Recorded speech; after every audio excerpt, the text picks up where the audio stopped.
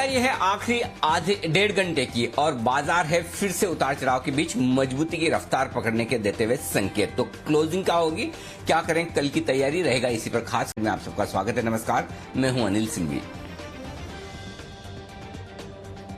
और नमस्कार, मैं हूं दीपांशु भंडारी। जानेंगे अनिल जी से कि किस तरह की रणनीति बनानी है। आज थोड़ा इंडेक्स लेवल पर तो कंसोलिडेशन हो रहा है, पर रोज की तरह ढेरों स्टॉक्स पर है भरपूर एक्शन। बताएं सर, इस समय की बड़ी बातें क्या है? बड़ी बात है दीप, यही है कि आप देख लें glass half full glass half empty जैसे देखना चाहें। आज के हाई से देखेंगे तो निफ्टी नीचे है लगभग 70-80 पॉइंट और लो से देखेंगे तो नीचे से 70-80 पॉइंट ऊपर है, लेकिन है एकदम फ्लैट। 15,660 का हाई बनाया है, नया रिकॉर्ड, और उसके बाद 15,525 तक भी निफ्टी आया है नीचे। अब 15,570 के आसपास इस वक्त ट्रेड करता हुआ दिख रहा है। बैंक निफ्टी 150 पॉइंट नीचे है। तो इंट्राडे में आज लगातार तीसरे दिन रिकॉर्ड बना है बाजारों में। ये एक अच्छा संकेत आपके लिए होता हुआ दिख रहा है इस वक्त कि मजबूती का रुझान बरकरार है। बैंक निफ्टी जरूर थोड़ा सा कमजोरी के संकेत दे रहा है और वापस से थोड़ी अब प्रॉफिट बुकिंग 150 पॉइंट की आती दिख रही है। सेंसेक्स मुश्किल से हरे निशान में इस वक्त आपको नजर आएगा। एसबीआई लाइफ हाई के आसपास ट्रेड करता हुआ दिखा है। मेटल इंडेक्स आज 1.5% कमजोर है। रियल एस्टेट और बैंकिंग शेयरों में हल्की फुल्की मुनाफा वसूली आपको नजर आएगी।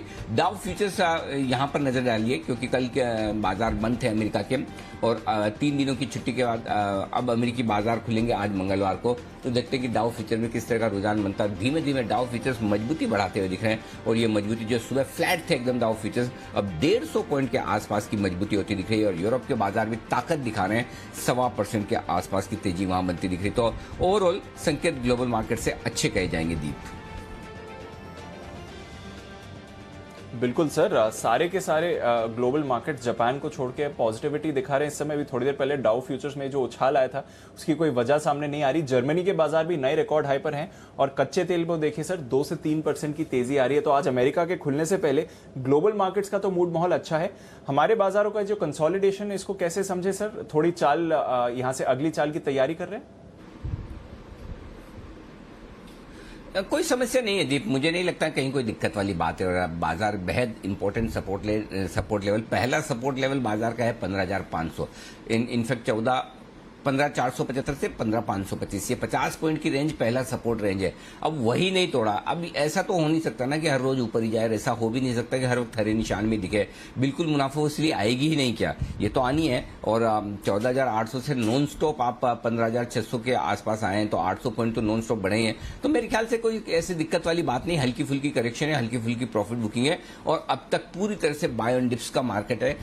कहीं कोई चिंता करने की, घबराने की जरूरत नहीं है। जो सुबह आज काफी लोग मुझे ट्वीट करके कह भी रहते, कह रहे अचानक से क्या हुआ, 1 जून को अनिल जी की कमेंट्री थोड़ी सी कॉशियस वाली हो गई। तो कॉशियस वाली होने के पीछे कारण आप देख लीजिए। ऐसा नहीं कि मैंने बोला इसलिए मार्केट थोड़ा आज सतर्क है। मार्केट थोड़े से कोशिश होते हुए नजर आ रहे थे, थोड़े से ओवरबॉट हुए थे, इसलिए मैंने कोशिश होकर कमेंट्री दी। और एक बार जैसे हल्के होंगे हम फिर से वापस उसी तरह से अगर एक तरफा तेजी बनेगी तो एक तरफा तेजी की बात करेंगे, अगर दोनों तरफ के ट्रेडिंग के मौके होंगे तो दोनों तरफ की ट्रेडिंग की बात करेंगे। तो फिलहाल दीप सिंपल सी बात है, थोड़ा आप संभल कर ट्रेड करिए। बाजार के ट्रेंड में, बाजार के मूड में कहीं कोई बदलाव नहीं हुआ है। गिरावट में खरीदारी का ही मौका है। अगर आपको दोनों तरफ ट्रेड करना नहीं आता तो बिल्कुल चिंता न करें, आपको गिरावट में खरीदारी ही करनी है। बस सिर्फ ध्यान रखना है कि हर किसी लेवल पर क्वांटिटी के लिहाज से मतलब कुछ भी ना करें, थोड़ा सोच समझ कर। पहली की तरह एकदम वो एक तरफा आराम से 9.25 खरीदो, 3.5 ऊपर बिकेगा, 3.5 आज खरीदो, कल सुबह 9.25 वापस ऊपर बिकेगा, आज खरीदोगे अगले हफ्ते ऊपर बिकेगा, वो वाला टाइम अब धीमे धीमे जा रहा है। आपको थोड़ी मेहनत करनी पड़ेगी, पेशेंस रखना पड़ेगा, क्वांटिटी कम करनी पड़ेगी, थोड़ा ऊपर नीचे भी देखना पड़ेगा, और तब ये सब आप जब कर लेंगे तो पैसा बन जाएगा, चिंता न करें। जी दीप। बिल्कुल सर, तो थोड़ा रिस्क मैनेजमेंट करना पड़ेगा और जैसा अनिल जी कह रहे हैं लेवल्स को रिस्पेक्ट करना जरूरी है। पर जब तक बाजार ने अहम सपोर्ट होल्ड किया हुआ है कोई परेशानी की बात नहीं है। हल्का सा डिप फिर से आया बैंक निफ्टी में, अभी सुधरते हुए दिख रहा था। निफ्टी भी 20 पॉइंट्स नीचे है, बट एक रेंज में ही कारोबार आपको होते हुए दिख रहा है। आइए आपको बता दें आज के खबरों वाले शेयर्स कौन से हैं और साथ ही कौन से अहम इवेंट्स हैं जहां पर आपको रखनी है नजर। मानसी और वरुण हमारे साथ तैयार है। मानसी, गुड आफ्टरनून, बताएं कौन से इवेंट्स पर रखनी है नजर? Good afternoon Deepanshu. आज निफ्टी में आईटीसी वायदा बाजार में गुजरात गैस के नंबर्स पर फोकस है। इसके अलावा ओपेक प्लस की बैठक में उत्पादन पर चर्चा होने वाली है, इस पर हमारी नजर रहेगी। कल वायदा बाजार में मदरसन सुमी, पीवीआर, मुथूट फाइनेंस के नंबर्स आते दिखेंगे। मॉनेटरी पॉलिसी कमेटी की 3 दिवसीय बैठक कल यानी कि 2 जून से शुरू हो जाएगी। सुंदरम फाइनेंस होल्डिंग का राइट इशू जो है वो कल बंद होता हुआ दिखेगा और साथ ही आईओबी पर भी नजर रखिए। प्रेफरेंशियल इशू के जरिए 4100 करोड़ जुटाने को लेकर कंपनी कल एक बोर्ड बैठक करने जा रही है। गुरुवार के दिन वीकली एक्सपायरी होगी और इसके अलावा कैश में Arvind Fashions, GSPL, Quest Corp जैसी कंपनियों के नंबर्स आते दिखेंगे। कैश की ही कंपनियों के नंबर्स हैं गुरुवार के दिन। इसके अलावा सायंट 17 रुपए प्रति शेयर के फाइनल डिविडेंड की एक्स डेट है। एसबीआई 4 रुपए प्रति शेयर के डिविडेंड की एक्स डेट होगी। मजेस्को का ओपन ऑफर इस दिन बंद हो जाएगा, दाम जिसके 77 रुपए प्रति शेयर तय किए गए हैं। अरविंद फैशंस की पूंजी जुटाने को लेकर एक बोर्ड बैठक होने जा रही है। अनंत राज ग्लोबल, इस कंपनी का नाम गुरुवार से यानी कि 3 जून से बदलकर TARC टार्क लिमिटेड होता हुआ दिखेगा और साथ ही IMD का अनुमान भी है मॉनसून केरल तट पर दस्तक दे सकता है 3 जून को, तो इस पर भी नजर रहेगी। बिल्कुल, तो नजर रहेगी। और प्री मानसून शावर्स तो ऑलरेडी शुरू हो गए। पिछले 2 दिनों में भी मुंबई के कई इलाकों में आपने स्पोराडिक बारिश होती हुई देखी है, पर ढेरों इवेंट्स हैं जहां पर हमें रखनी है नजर। साथ ही आज काफी खबरों वाले शेयर्स भी हैं, ये इनके बारे में एक बार जान लेते हैं वरुण के साथ। गुड आफ्टरनून वरुण, बताएं। गुड आफ्टरनून दीप। देखिए, सबसे पहले जो खबर हमने आपको जी पे सबसे पहले बताई उसके ऊपर देखिए नजर डालिए कि ऑटो और बैटरी कंपनियों के लिए एक बड़ी खबर है। नोटिफिकेशन जारी हो चुका है कि इलेक्ट्रिक व्हीकल खरीदने पर रजिस्ट्रेशन चार्ज जो है उसको माफ करने का प्रस्ताव रखा गया है और राज्यों से इलेक्ट्रिक व्हीकल पे रोड टैक्स माफ करने का विचार करने को कहा गया है। तो ये एक बड़ी खबर काफ़ी सारी कंपनीज के लिए आई है, जिसमें अतुल ऑटो, रेन इंडस्ट्रीज जैसे कंपनी शामिल है। वोकार्ड, इस कंपनी से BSE बेसिकली एक्सचेंजेस ने क्लैरिफिकेशन मांगा था कोविड की वैक्सीन की मैन्युफैक्चरिंग को लेकर और इस कंपनी ने क्लैरिफिकेशन दिया है कि कोविड की वैक्सीन की मैन्युफैक्चरिंग को के ऊपर ये कंपनी चर्चा कर रही है और काफ़ी सारी ग्लोबल कंपनियां हैं जिनसे ये बातचीत कर रही है। फिलहाल टेक्निकलिटीज जो है उसके ऊपर ये विचार कर रही है। NCC, इस कंपनी को 234 करोड़ का ऑर्डर मिला है। कोल इंडिया, मई में जो उत्पादन है उसमें वो 4.2 करोड़ टन के आसपास रहा है। मई में बिक्री जो है उसमें 37.6% के आसपास की बढ़ोतरी हुई है। BSE, इस कंपनी ने electronic and computer software export promotion council के साथ एक करार किया है।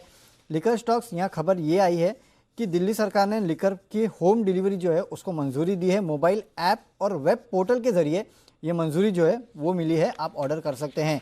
इंगेसोल रैंड, इस कंपनी के लिए खबर आई है कि कॉन्ट्रैक्ट मैन्युफैक्चरिंग के लिए इस कंपनी ने गार्डनर डेनवर इंजीनियर्ड प्रोडक्ट्स के साथ एक करार किया है।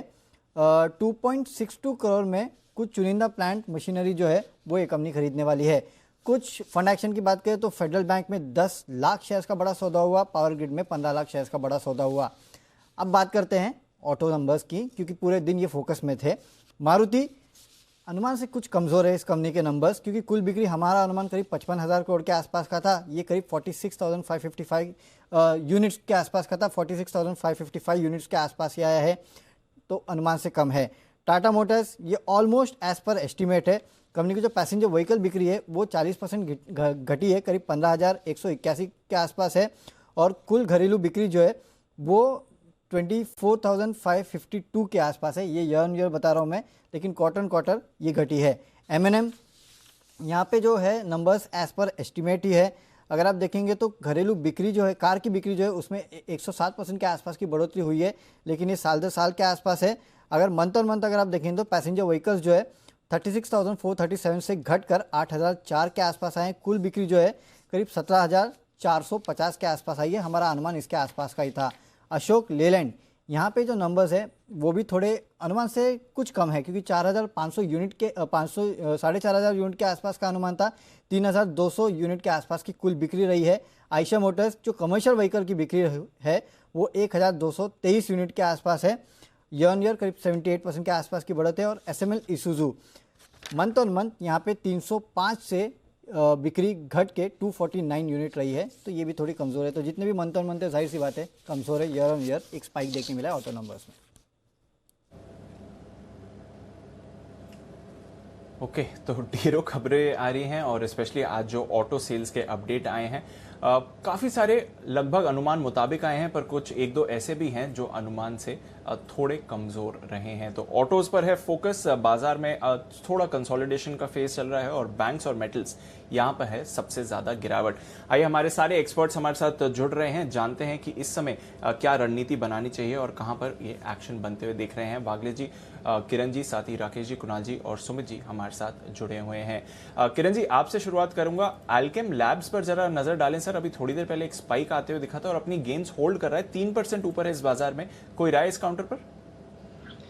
बहुत ही अच्छी मूव हमने देखने को मिली है और जब ये 3020 के लेवल्स टूटे तो एकदम सीधे से 3100 तक एक रैली हमने देखने को मिली। मुझे लगता है कि जिस तरीके से ये वॉल्यूम्स के साथ ऊपर जा रहा है, अभी भी मोमेंटम बाकी है। 3020 जो कि इंपॉर्टेंट रेजिस्टेंस था वो अभी सपोर्ट का काम करेगा। इसके नीचे आपके स्टॉप लॉसेस होने चाहिए और 3100 अभी एक बैरियर बन के नजर आएगा, जो कि पिछले स्विंग टॉप्स भी थे। 3100 के ऊपर की क्लोजिंग एक नई दिशा दिलाती नजर आएगी इस स्टॉक में।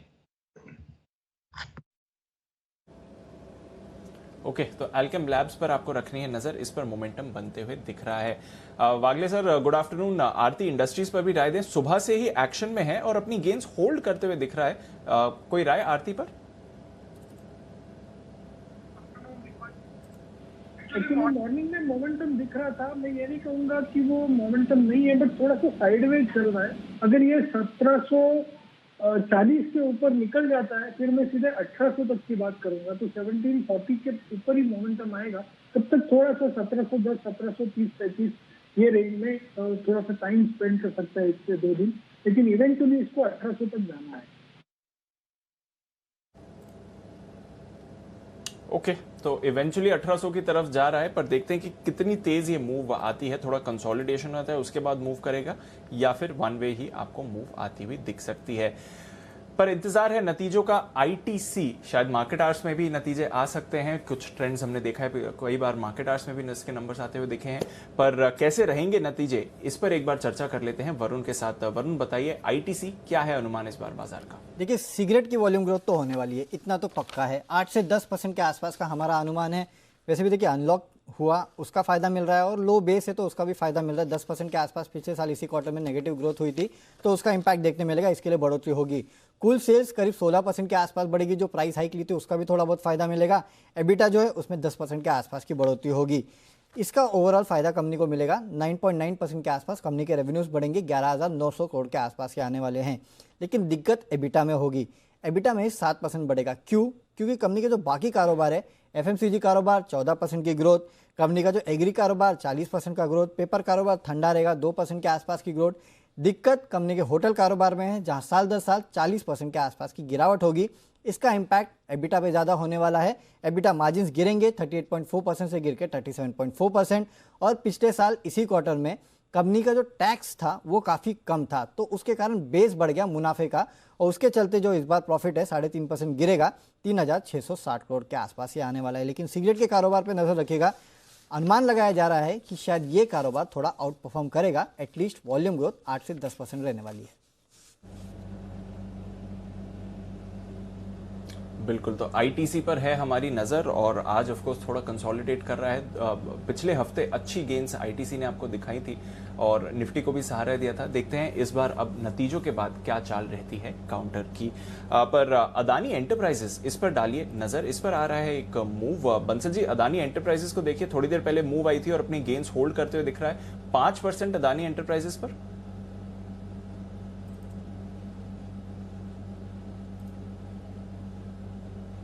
देंगे यार, एक चार्ट कॉर्नर के बिगुल की बात, तो पहले चार्ट कॉर्नर के बिगुल की गुजारिश है। बिल्कुल, तो बिगुल बजाया जाए चार्ट कॉर्नर का राकेश जी, कुणाल जी के लिए।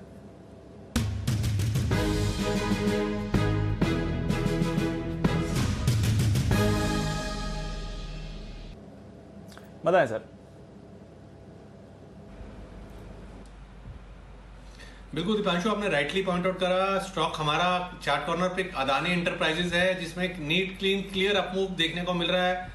स्टॉक ने हाइस पर है, uncharted territory, blue sky zone, खुले नीले आकाश में। ओवर टू कुणाल जी।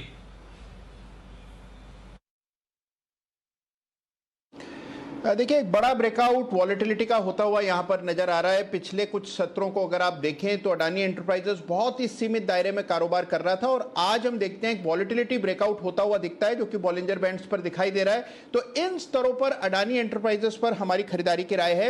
यहां पर एक स्टॉप लॉस रखना है 1360 रुपए पर 1360 ये फ्यूचर्स का लेवल है, इस पर स्टॉप लॉस रख करके बाय करें। पहला टारगेट 1440 रुपए का 1440 का फर्स्ट टारगेट और 1465 का इवेंचुअल टारगेट जिसके लिए अडानी एंटरप्राइजेस में हमारी खरीदारी है।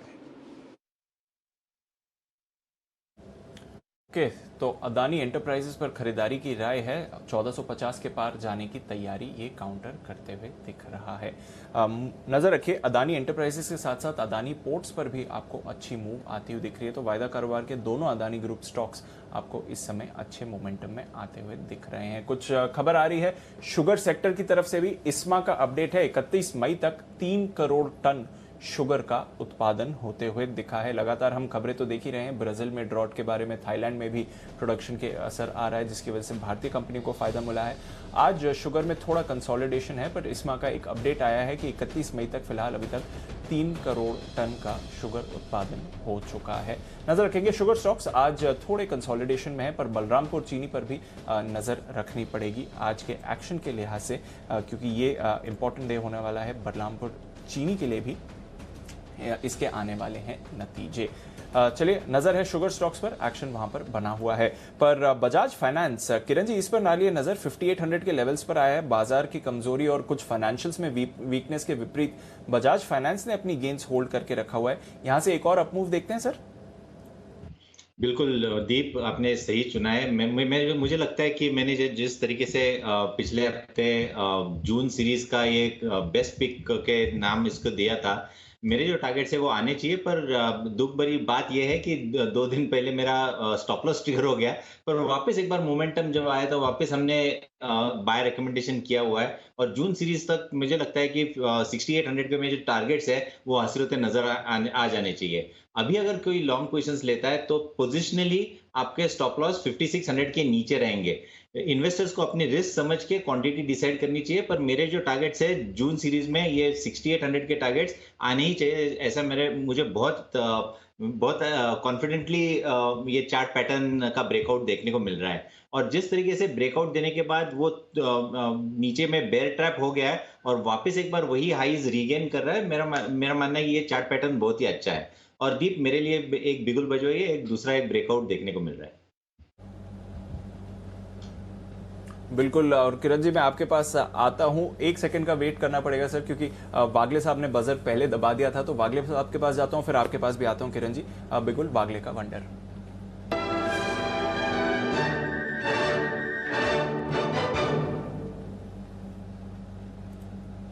बताएं वागले साहब।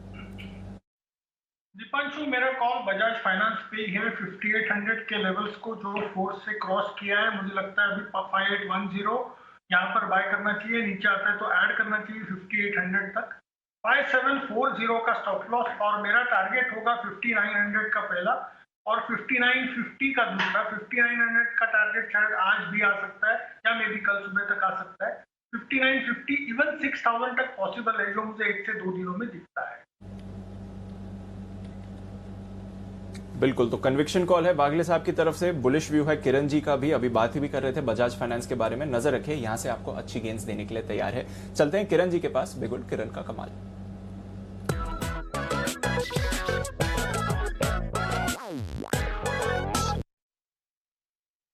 बताएं सर। दीप, आपने एकदम राइटली पॉइंट आउट किया था कि अदानी पोर्ट्स में भी एक बहुत बेहतरीन ब्रेकआउट देखने को मिल रहा है, तो बिल्कुल मिला है। एक अच्छा ट्रायंगुलर पैटर्न का ब्रेकआउट है, तो इधर बाय करने की सलाह है। स्टॉप लॉस थोड़ा सा नीचे है क्योंकि जिस तरीके से वोलेटिलिटी देखने को मिल रही है, थोड़ा सा स्टॉप लॉस दूर रहेगा। स्टॉप लॉस 788 का रहेगा, फ्यूचर्स की बात कर रहा हूं। और टारगेट्स के लिए टारगेट्स काफी बड़े हैं, 2 से 3 दिन का वक्त लेना चाहिए। पर टारगेट्स में मानता हूं कि 725 के टारगेट्स 825 के टारगेट्स आपको देखने को मिल जाने चाहिए। ओके, 825 तक के टारगेट के लिए खरीदारी करने की राय अदानी पोर्ट पर आती हुई दिख रही। तो अदानी पोर्ट पर, अदानी एंटरप्राइजेस पर, दोनों पर खरीदारी की राय आ चुकी है। और मैं आपको बता दूं कि अदानी ग्रुप के सारे स्टॉक्स बड़े जबरदस्त आज एक्शन में आते हुए दिख रहे हैं और यहाँ पर तगड़ी खरीदारी होती हुई दिख रही है। 788 का स्टॉप लॉस लगाकर 825 के टारगेट के लिए करे खरीदारी। ये राय किरण जी की है। कुणाल जी और राकेश जी अभी अभी आपको राय दे चुके हैं अदानी एंटरप्राइजेस पर भी। एक और स्टॉक है अदानी ग्रुप का ही, वो 4% मजबूत 1400 पर पहुंचता हुआ अदानी टोटल गैस। जरा ये स्टॉक भी आपके सामने लेकर आते हैं। अदानी टोटल गैस यहाँ पर भी 1400 रुपए के आसपास के लेवल्स आते दिख रहे हैं। क्या इस पर भी कुछ बड़े ब्रेकआउट के संकेत आते हुए दिख रहे हैं, ये भी एक बार समझ लेते हैं। एक बार जरा आज सारे इस ग्रुप में कोई खबर तो ऐसी आई नहीं, लेकिन फिर भी एक्शन सारा है। सुमित जी जरा अदानी टोटल गैस के चार्ट्स देखिए और बताइए अपनी राय। जी, अदानी टोटल पूरा ग्रुप ही एक अच्छा खासा तेजी में दिखा रहा है, तो अदानी टोटल गैस पीछे कैसे रहेगा। ये स्टॉक में भी एक तेजी का मूव ही देखने को मिल रहा है। अदानी टोटल गैस के अंदर तेजी में बने रहे, एग्जिस्टिंग पोजीशंस होल्ड करें। ये स्टॉक के अंदर 1400 का लेवल जैसे ही क्रॉस होगा तो 8 से 10% का अपसाइड मूव फिर स्टॉक के अंदर ऊपर में देखने को मिल सकता है। तो आने वाले दिनों में स्टॉक के अंदर 1450-1500 की इमीडिएट टारगेट शॉर्ट टर्म में देखने को मिलने चाहिए। पोजीशंस होल्ड करके चलें। ओके, तो ये है आपके लिए अदानी टोटल गैस पर नजर एक्शन बनते हुए दिख रहा है। और रैडिको खेतान, इसके आ रहे हैं नतीजे। यूजुअली हम कुणाल जी से बात करते हैं नतीजों के बाद, बट बंसल जी आप पुल अप करें रैडिको खेतान, क्योंकि आज सुबह भी इसके बारे में आपसे चर्चा हो रही थी, पहले भी बात हुई है। 33 करोड़ से मुनाफा बढ़कर 74 करोड़ का आते हुए दिखा है, यानी कि डबल से भी ज्यादा। तो बॉटम लाइन के फ्रंट पर बहुत ही अच्छा प्रदर्शन रहा है। जहां तक सवाल है रैडिको खेतान का, आय में भी अच्छी बढ़त दिखी है। 2210 करोड़ से बढ़कर लगभग 2880 करोड़ की आय आपको यहां पर आती हुई दिखी है। तो टॉप लाइन में है बढ़िया ग्रोथ, और साथ ही मुनाफे में भी आपने अच्छा उछाल देखा। और ये नतीजे आएंगे कमाई कराएंगे में भी हमने आपको इसके बारे में बताया था। एक बार जरा इसका जो सेल्स का फिगर है वो हम फिर से रिवाइज करके आपके सामने लाते हैं। बट मुनाफे का आंकड़ा देखिए, हमने 61 करोड़ का अनुमान लगाया था नतीजे आएंगे कमाई कराएंगे, उसके सामने 74 करोड़ का मुनाफा आते हुए दिखाया। तो अनुमान से भी काफी अच्छा, और ऑफकोर्स 33 करोड़ के सामने अगर आप देखें तो शानदार बढ़त आपको ये दिखाते हुए दिखा है। कामकाजी तौर पर भी अच्छे नतीजों का ही अनुमान है। बंसल जी चार्ट देखकर बताएं रैडिको खेतान सर। देखिए दिवांशु, चार्ट्स बढ़िया हैं। स्टॉक ने ऑलरेडी ब्रेकआउट लिया हुआ है। 615, 616 एक अच्छा बेस है। हो सकता है अच्छे नतीजों के बाद थोड़ा बहुत प्रॉफिट बुकिंग आए, बट कोई प्रॉफिट बुकिंग आती है तो खरीदना चाहिए। 615 के नीचे की क्लोजिंग आती हुई नहीं लग रही है और स्टॉक एक नई टेरिटरी में जा रहा है। तो यहाँ पर 658, 675 के टारगेट्स के लिए इस पे खरीदारी की राय होगी। 615 के नीचे की क्लोजिंग आए तो निकलने की राय है। ओके, तो ये है आपके लिए रैडिको खेतान पर बंसल जी की राय। बढ़िया नतीजे आते हुए दिख रहे हैं कंपनी की तरफ से भी इस समय। रैडिको खेतान अच्छी परफॉर्मेंस और नतीजे आएंगे कमाई कराएंगे में एक और स्टॉक जहां पे हमने कहा था आपको अच्छे नतीजे आएंगे, और देखिए अनुमान से बेहतर नतीजे आपको आते हुए दिख रहे हैं रैडिको खेतान के लिए। पर आइए डिफेंस स्टॉक्स, यहां पर करना है फोकस। बड़ी खबर आई है कल शाम को डिफेंस सेक्टर के लिए। क्या है ये खबर और क्या होगा इसका इम्पैक्ट, जानते हैं वरुण के साथ। वरुण बताएं डिफेंस स्पेस में आज क्या चल रहा है। डेफिनेटली डिफेंस स्पेस में ही बेसिकली आज ज़्यादा हरकत देखने मिले, और ये एक स्पेस है जो आज की गिरावट वाले बाजार में भी कहीं ना कहीं थोड़ा बहुत हरे निशान में कारोबार कर रहा है। दरअसल रक्षा मंत्रालय ने करीब 108 अतिरिक्त उपकरण हैं जिनको नेगेटिव लिस्ट में शामिल कर दिया है। इसके पहले 101 ऐसे उपकरण थे जिनको नेगेटिव लिस्ट में शामिल किया था, 108 और आ चुके हैं, यानी कि कुल नेगेटिव लिस्ट जो है अब 209 की हो गई है। यानी कि इन उपकरणों का जो आयात है अब बंद किया जाएगा। देखिए वैसे भी जो उपकरण है वो भी आपको एक बात बता देता हूँ, सेंसर्स है, सिमुलेटर्स है, कुछ तरह के हेलीकॉप्टर्स है, ये तमाम वो प्रोडक्ट्स हैं जिनके कहीं ना कहीं इंपोर्ट्स के ऊपर सरकार ने इनको नेगेटिव लिस्ट में डाल दिया, यानी कि इनको इंपोर्ट होगा नहीं। जैसे सरकार चाहती है कि आत्मनिर्भर भारत के तहत जो डिफेंस इक्विपमेंट्स है उनका भारत में ही उत्पादन किया जाए जितना हो सके, ज़्यादा से ज़्यादा। अगर आप देखेंगे तो 2025 तक करीब 9.5 लाख करोड़ के आसपास की डिफेंस खरीद का यहाँ का अनुमान लगाया जा रहा है, और उसमें से सरकार चाहती है कि जितना ज़्यादा हो सके भारत में उत्पादन हो, और एक लक्ष्य रखा है कि करीब 1.7 लाख करोड़ के आसपास का जो उत्पादन है वो घरेलू बाजार में ही किया जाए। इस साल अब तक करीब 70,000 करोड़ के आसपास के जो इक्विपमेंट्स हैं उनका दरअसल भारत की कंपनीज को ही ऑर्डर दिया गया। तो कहीं ना कहीं भारत सरकार जो है वो चाहती है कि हम इंपोर्ट्स पे जो निर्भरता है वो कम करें, और इसी की दिशा में ये जो प्रोडक्ट्स है उनको नेगेटिव लिस्ट में डाला गया है। सिर्फ यही नहीं, इनफैक्ट भारत सरकार तो चाहती है कि हम एक्सपोर्टर भी बने। इसके लिए 2025 तक करीब 35,000 करोड़ के आसपास के एक्सपोर्ट का लक्ष्य भी रखा गया है। और इसी के चलते आप देख रहे हैं कि डिफेंस कंपनीज में अच्छी खासी तेजी देखने मिल रही है।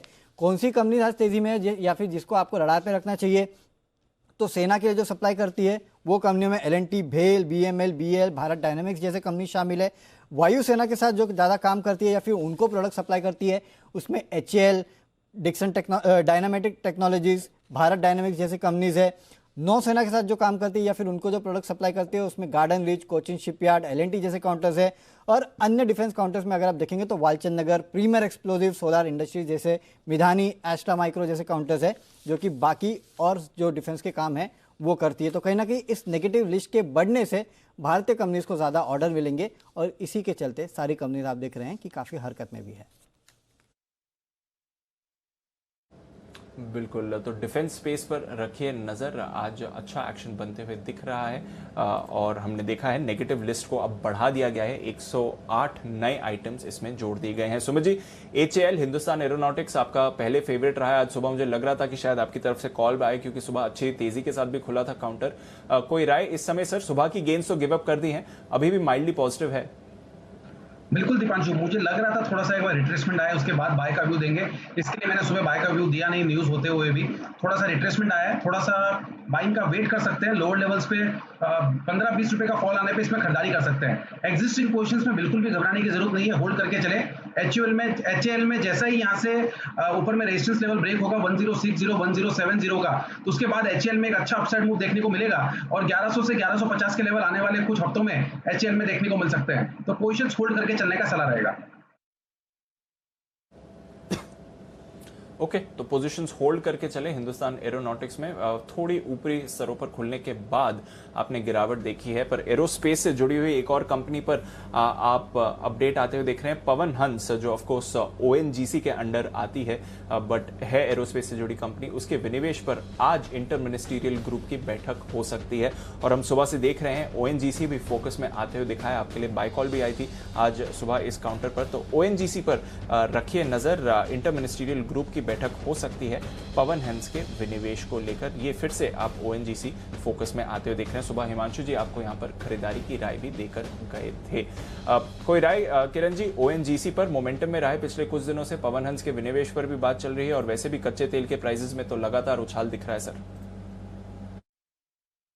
बिल्कुल दीप, कच्चे तेल के चार्ट्स में एक बहुत बड़ा ब्रेकआउट देखने को मिल रहा है। बहुत बड़े कंसोलिडेशन का ब्रेकआउट है, बहुत बड़ी तेजी देखने को मिल जानी चाहिए कच्चे तेल में और उसका डायरेक्ट बेनिफिट ONGC को देखने को मिलेगा। चार्ट्स पे अगर देखा जाए तो लॉन्ग पोजीशंस क्रिएट करने चाहिए करंट लेवल्स पे ही। 115 का मेरा स्टॉप लॉस रहेगा पोजिशनली और 120 का एक छोटा सा बैरियर है। ये ट्रायंगुलर पैटर्न का फॉलिंग ट्रेंड लाइन का बैरियर है। At the same time option chain data में भी वो थोड़ा सा एक 2.4 करोड़ के शेयर्स उधर शॉर्ट हुए हैं। तो मेरा मानना है कि 120 के ऊपर जब ये निकलेगा तो सीधा 130 के टारगेट्स आपको देखने को मिलेंगे। तो एक छोटा सा हर्डल है, एक्यूमुलेट करना चाहिए, 120 के ऊपर ऐड करने की सलाह होगी। ओके, तो ये है आपके लिए ONGC 120 के पार जाएगा तो और ऐड करने की जगह इस पर बन सकती है। खबर आ रही है पॉजिटिव, पवन हंस का विनिवेश जो कोविड क्राइसिस की वजह से थोड़ा डिले हो गया था इसकी बातचीत, अब टाइमलाइन रिव्यू और डाइवेस्टमेंट प्रोसेस के अगले स्टेज के लिए इंटर मिनिस्ट्रियल ग्रुप की बैठक होने वाली है, जैसा आप देख पा रहे हैं अपनी स्क्रीन पर। चलिए, तो नजर रहेगी इस विनिवेश की बैठक से कुछ और निकल कर आता है कि नहीं, बट अच्छा मोमेंटम पकड़ा हुआ है ONGC ने पिछले कुछ दिनों से, जो उस पर फायदा भी इस समय दिखा रहा है। और मूव आती हुई दिख रही है इन्फो एज पर, इस पर भी आज अच्छा एक्शन बना हुआ है। Sumit ji, info as per नजर डालें, थोड़ा कंसोलिडेट हुआ है ये काउंटर पिछले कुछ दिनों से, अब मूवमेंट दिखाते हुए दिख रहा है। इन्फो एज में यहां से एक्शन बनते हुए देखते हैं या कंसोलिडेशन चलता रहेगा? देखिए, स्टॉक के अंदर जो नीचे में सपोर्ट है वो करीब 4300 4350 के पास है।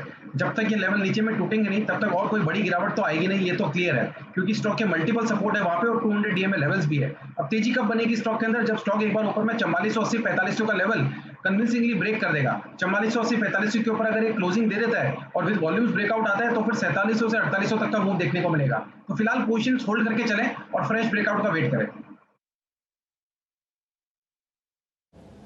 ओके, फ्रेश ब्रेकआउट का वेट करें। इन्फो एज मूवमेंट आपको दिखा रहा है। कुणाल जी, गुजरात फ्लोरो पर नजर डालिए। अप्रैल के महीने में काफी एक्टिव रहा था ये काउंटर, आपने और बंसल जी ने इसके रिकमेंडेशन भी दी थी। बड़ा स्पाइक आते हुए दिख रहा है, 9% ऊपर गुजरात फ्लोरो 900 के पार गया है इस समय। क्या चल रहा है सर इस चार्ट में?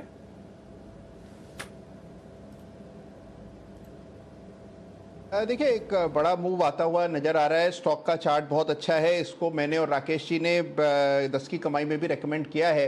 तो चार्ट बहुत शानदार है दीपांशु, मुझे लगता है और ऊपर के लेवल्स आएंगे। तो जिनके पास भी पोजीशन है निश्चिंत होकर के बने रहें और इस रैली को मुझे लगता है राइड करना चाहिए और इसमें अभी स्टीम दिखाई देती है। ओके, तो ये है आपके लिए गुजरात गैस के चार्ट्स मजबूत, गुजरात फ्लोरो के चार्ट्स बेहद मजबूत नजर आ रहे हैं। आइए बढ़ते हैं आगे और अब मुलाकात करने का वक्त है सेठी साहब से। सदाबहार सेठी साहब की शॉर्ट टर्म पिक्स।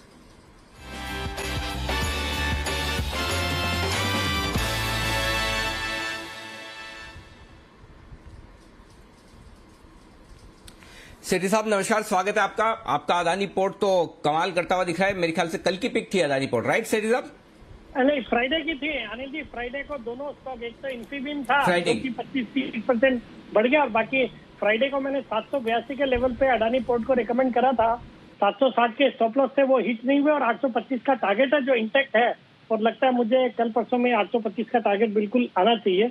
अब तो सबके रडार पे है, तो स्टॉक में अच्छी तेजी भी आ गई है। बिल्कुल, सारे तकनीकी एक्सपर्ट्स के रडार पर जोर से आता हुआ दिख रहा है। बड़े ब्रेकआउट की तैयारी होती दिख रही, चाहे वो अदानी एंटरप्राइजेज हो, अदानी पोर्ट हो या फिर अदानी टोटल गैस हो। आज अदानी ग्रुप का दिन है। काफी दिनों तक रिलायंस भागा है, आज अदानी ग्रुप के सारे शेयर दौड़ लगा रहे। 6% ऊपर अदानी एंटरप्राइजेज, 4% ऊपर अदानी पोर्ट और अदानी टोटल गैस। ये देखिए, ये स्टॉक भी आज आपको नजर आएगा जबरदस्त तेजी के साथ ट्रेड करता हुआ। 5% से ज्यादा की तेजी यहां पर भी होती हुई दिख रही है। आइए बढ़ते हैं आगे और सेठी साहब से पूछते हैं उनकी पिक। सेठी साहब बताएं सर, आज की पहली पिक। हाँ अनिल जी, आज 2 पिक्स है। एक कैश मार्केट का स्टॉक है, एक एफएनओ का स्टॉक है। कैश मार्केट वाला जो स्टॉक है, पहला स्टॉक, वो है एक जबरदस्त कंपनी है, एक एमएनसी है। स्टॉक का नाम है हुतामाकी इंडिया, जो कि अभी 286-87 के लेवल पे ट्रेड करता है। एक फिनलैंड के पेरेंट वाली एक एमएनसी कंपनी है जो कि भारत में फ्लेक्सिबल पैकेजिंग की एक लीडिंग कंपनी है। इसके क्लाइंट लिस्ट देखेंगे तो मार्की क्लाइंट लिस्ट है। जितने एफएमसीजी कंपनीज है नामी गिरामी सबको ये कैटर करती है। फिर अभी इन्होंने फूड और बेवरेज की पैकेजिंग के सेगमेंट पे भी कदम रखा है, जो कि बहुत अच्छा कर रहा है। फिर जिस तरह से सरकार ने सिंगल यूज प्लास्टिक को बैन कर दिया, तो उसका एक फायदा इस स्टॉक को होते हुए देख रहा हूँ। और तो एक दमदार कंपनी है, सॉलिड फंडामेंटल्स है। आपके return on equity normal year में इसका 24% रहता है, return on capital employed 27%, debt equity ratio सिर्फ 0.32। तो सब कुछ है एक फंडामेंटली अच्छे स्टॉक होने का, और मुझे लगता है ये स्टॉक को करंट लेवल्स पे लेना चाहिए। बहुत ही शॉर्ट टर्म में मेरा इसमें 305 का टारगेट है, 275 का स्टॉप लॉस। ओके, ये है आपके लिए 275 के स्टॉप लॉस के साथ खरीदारी करने की राय। 305 का टारगेट रखे। हुतामाकी पीपीएल जो पहले नाम होता था हुतामाकी इंडिया अब हो गया है। ये है पेपर कंपनी और पेपर कंपनी में दिख रही है जबरदस्त तेजी आज के सेशन में आपको। आइए सेठी साहब से लेते हैं उनकी दूसरी पिक। सेठी साहब बताएं सर, एफएनओ का स्टॉक कौन सा है? अनिल जी, जो आज का एफएनओ का स्टॉक है वो अभी थोड़ी देर पहले दीपांशु ने चर्चा करी थी। स्टॉक का नाम है इन्फोएज, नौकरी.com, जो कि अभी 4435 रुपए के आसपास जून के फ्यूचर्स ट्रेड कर रहे हैं। ये स्टॉक में भी काफी दिन के कंसोलिडेशन के बाद आज एक तेजी बनती हुई नजर आ रही है। और वैसे स्टॉक ने अपने हाईज तो 5800-5900 के हाईज करे हुए हैं। और इस स्टॉक में जो ट्रिगर है वो इनका एक जो जोमेटो की आईपीओ की प्लानिंग है, वो उसका एक मेजर ट्रिगर है। इस स्टॉक को बिल्कुल अब करंट लेवल्स पे बिल्कुल लेके रखना चाहिए। मेरा इसमें एक तो जोमेटो का आईपीओ का जो ट्रिगर है उसकी वजह से भी अच्छी तेजी बनेगी। फिर वो उसके साथ साथ ऐसे भी माना जा रहा है कि पॉलिसी बाजार का भी आईपीओ आ सकता है। तो अगर ये सब होता तो ये स्टॉक यहाँ से कमाल कर सकता है। और शॉर्ट टर्म में मुझे लगता है 4600 तक के लेवल से इसमें बिल्कुल देखे जा सकते हैं। स्टॉप लॉस रखना है 4325 रुपए का। ओके, तो ये है आपके लिए इन्फो एज। नजर रखिए, सुबह से थोड़ा मोमेंटम दिखा रहा है और अब मोमेंटम और पकड़ते हुए दिख रहा है। सुमित जी भी कह रहे थे यहाँ पर रखिए नजर, कंसोलिडेशन के बाद जब ब्रेकआउट आएगा तो अच्छी मूव दिखा सकता है। इन्फो एज, हुतामाकी, सेठी साहब की 2 पिक्स। बहुत बहुत शुक्रिया सेठी साहब हमारे साथ जुड़ने के लिए और अपनी कॉल्स देने के लिए। आइए चलते हैं अनिल जी के पास और जान लेते हैं इस समय बाजार में स्ट्रैटेजी क्या बनानी है।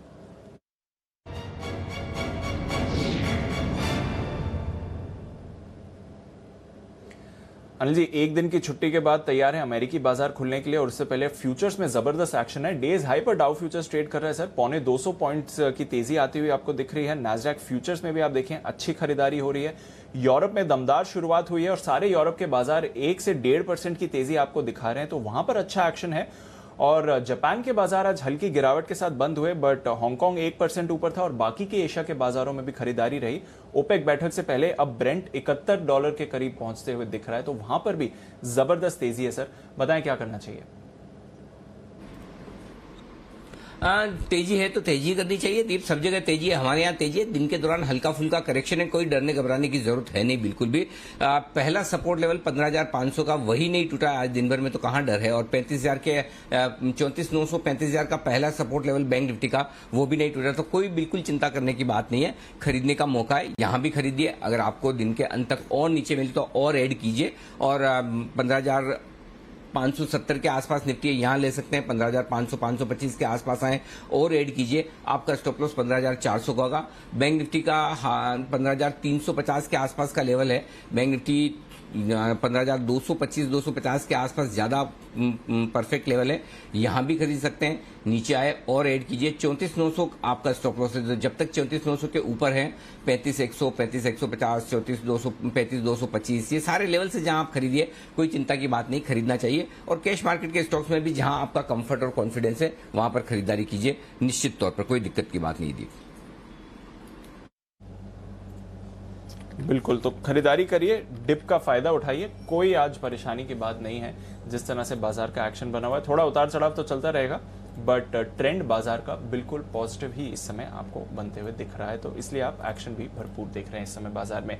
आइए कुछ और स्टॉक्स जहां पर आपको बढ़िया मूव आती हुई दिख रही है। कल हम त्रिवेणी इंजीनियरिंग की बात कर रहे थे, त्रिवेणी टर्बाइन को पुल अप करिए, अभी अभी एक स्पाइक आते हुए दिखा है, 8% ऊपर त्रिवेणी टर्बाइन का आपको शेयर दिखेगा। सुमित जी से इस पर अभी राय लेंगे, पर उससे पहले बागले साहब के पास एक और कॉल तैयार है, तो पहले वो ले लेते हैं। बिगुल वागले का वंडर।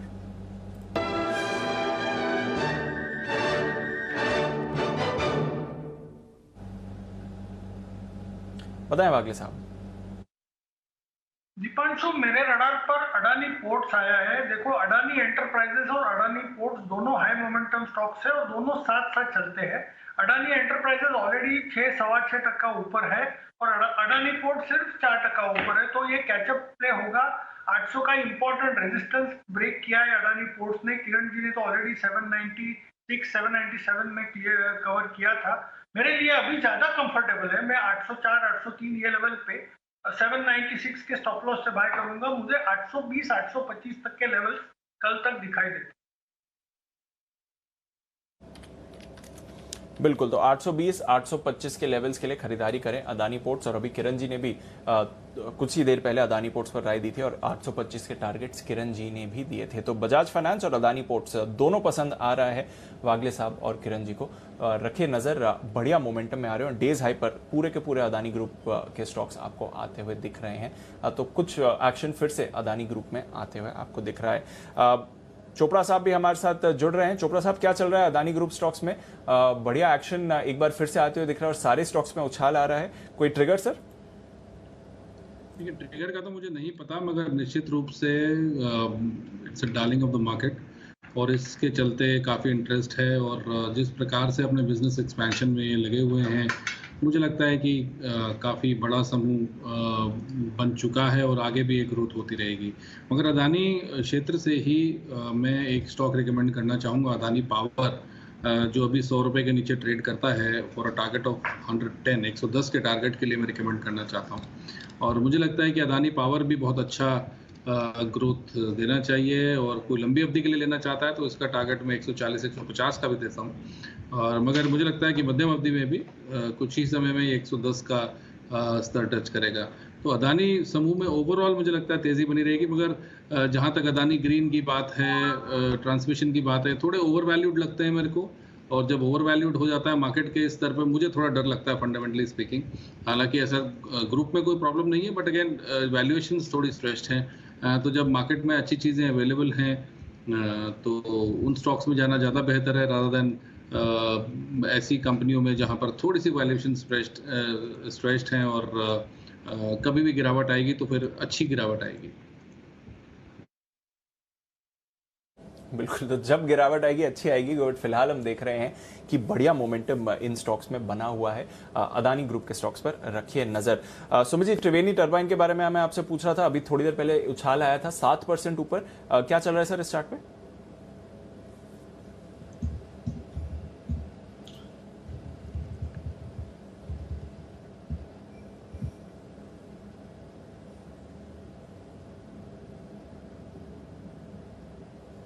ओके, सुमित जी के साथ थोड़ा ऑडियो इशू आते हुए दिख रहा है। बंसल जी, जरा आप ही एक बार चार्ट्स देख लें त्रिवेणी टर्बाइन।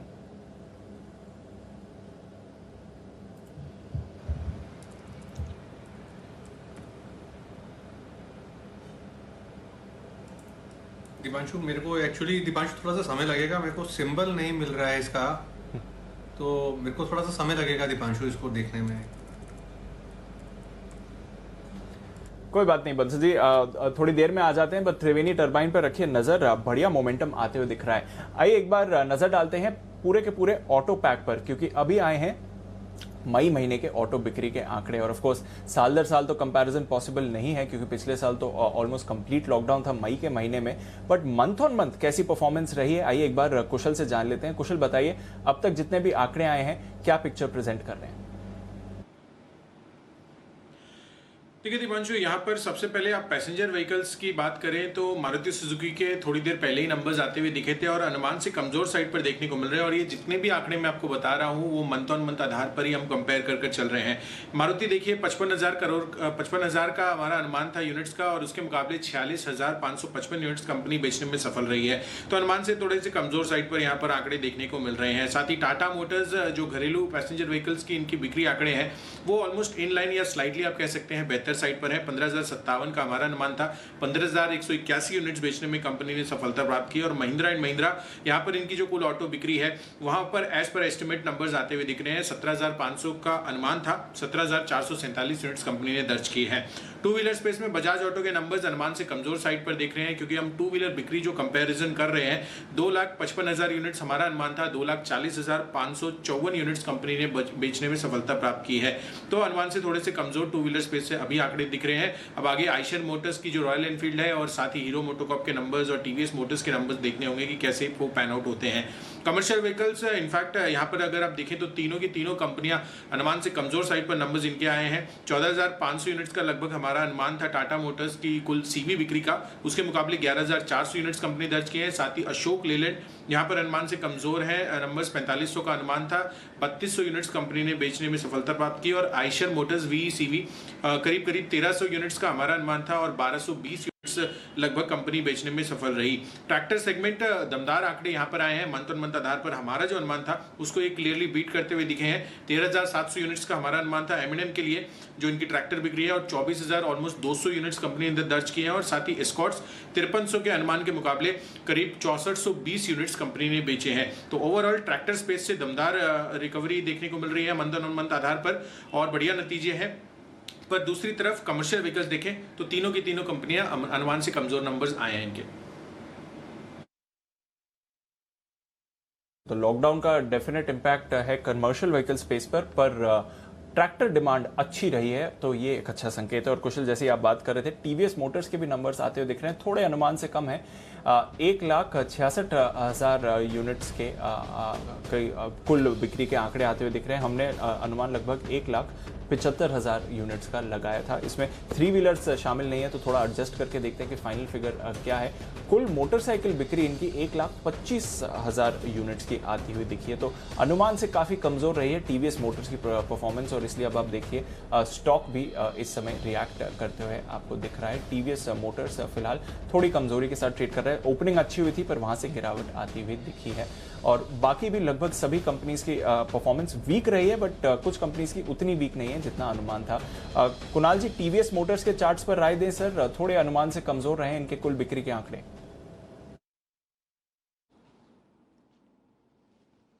देखिए एक रेजिस्टेंस है दीपांशु 660 रुपए के आसपास, और वो स्तर पार नहीं होता है। कई बार हमने देखा है कि टीवीएस मोटर में अच्छा मोमेंटम बना, लेवल पार नहीं हुआ। मुझे लगता है कि अब देखिए स्टॉक कुछ समय एक रेंज में बिता सकता है। रेंज जो है वो 600 रुपए से 660 रुपए की 10% की रेंज है, और मुझे लगता है कि जब तक इस रेंज से बाहर स्टॉक ना आए तब तक इसमें कोई बड़ी पोजीशन नहीं बनानी चाहिए। 600 से 660 के दरमियान ये स्टॉक एक रेंज बाउंड ट्रेड दिखाएगा, तो स्टॉक से दूर रहने की राय। ओके, तो थोड़ा रेंज बाउंड ट्रेड आपको टीवीएस मोटर में इस समय दिख रहा है, और उतने अच्छे आंकड़े नहीं हैं। वैसे भी कमजोरी हमने एक्सपेक्ट करी थी, बट अनुमान से और सुस्त ये आंकड़े आते हुए दिख रहे हैं। चोपड़ा साहब, worst of it price in कर रहे हैं ऑटोज? जिस तरह से हमने देखा है कि बिल्कुल पार्टिसिपेशन नहीं रहा है, थोड़ी थोड़ी मूव्स आती हैं। जो अप्रैल और मई की सुस्ती थी, क्या इस लेवल पर प्राइस इन कर लिए ऑटोज, या फिर आगे और थोड़ा इंपैक्ट आ सकता है, या फिर अब अनलॉक का फोकस बनेगा ऑटोज में? कैसे अप्रोच करें सर? फ्रेश पोजीशंस तो बिल्कुल भी मैं रिकमेंड नहीं करूंगा कि टीवीएस मोटर्स में लिया जाए। अगर आप मेरे से एप्पल टू एप्पल कंपैरिजन पूछें, मुझे लगता है Bajaj Auto is far well placed as a company, followed by Hero Motors and then finally TVS Motors. तो मैं कहूँगा कि अगर पोजीशन लेना भी है तो बजाज ऑटो में लीजिए। उसके पास प्रोडक्ट पोर्टफोलियो भी थोड़ा सा वाइड स्प्रेड है। मगर अभी भी मुझे लगता है आने वाले 2 से 3 महीने हमें वॉच करना पड़ेगा इस सेक्टर को, क्योंकि किस प्रकार से लॉकडाउन्स खुलते हैं, अनलॉक होते हैं। आगे मॉनसून आ रहा है, और मॉनसून के बाद जनरली हमने देखा है कि फेस्टिव सीजन जब शुरू होता है तो टू व्हीलर्स का बहुत अच्छा अपटेक होता है, ऑफटेक होता है मार्केट में। तो मुझे लगता है 1 से 2 महीना वॉच करना चाहिए, और अगर कोई लेना ही चाहता है पोजीशन तो मुझे लगता है बजाज ऑटो मेरा पसंदीदा स्टॉक है, वो आप उसमें ले सकते हैं पोजीशंस। ओके, तो बजाज ऑटो बेटर प्लेस्ड है इस पूरे स्पेस में। नजर रखिए उस काउंटर पर, और हमारे बाकी एक्सपर्ट्स ने भी आपको चार्ट्स पर भी राय दी है कि बजाज ऑटो के चार्ट्स भी ज्यादा अच्छे लग रहे हैं, और फंडामेंटली भी चोपड़ा साहब को बजाज ऑटो पसंद है। पर एक स्टॉक जहां पर आई है जबरदस्त तेजी और सर्किट के करीब है इस समय, यूएफओ मूवीज। अनिल जी, आज सुबह आज के 2000 में आपने रेकमेंड किया था, 90 के लेवल्स के आसपास कॉल आई थी। वहां से 100 और 105 के 2 टारगेट्स, और फिर 110 के टारगेट्स कहे थे। 100 और 105 दोनों टारगेट्स अचीव होते हुए दिख रहे हैं। 110 आज नहीं हिट होगा क्योंकि उससे पहले ही सर्किट आ जाएगा, बट यूएफओ मूवी सर दूसरा टारगेट हिट इस समय 105 के ऊपर।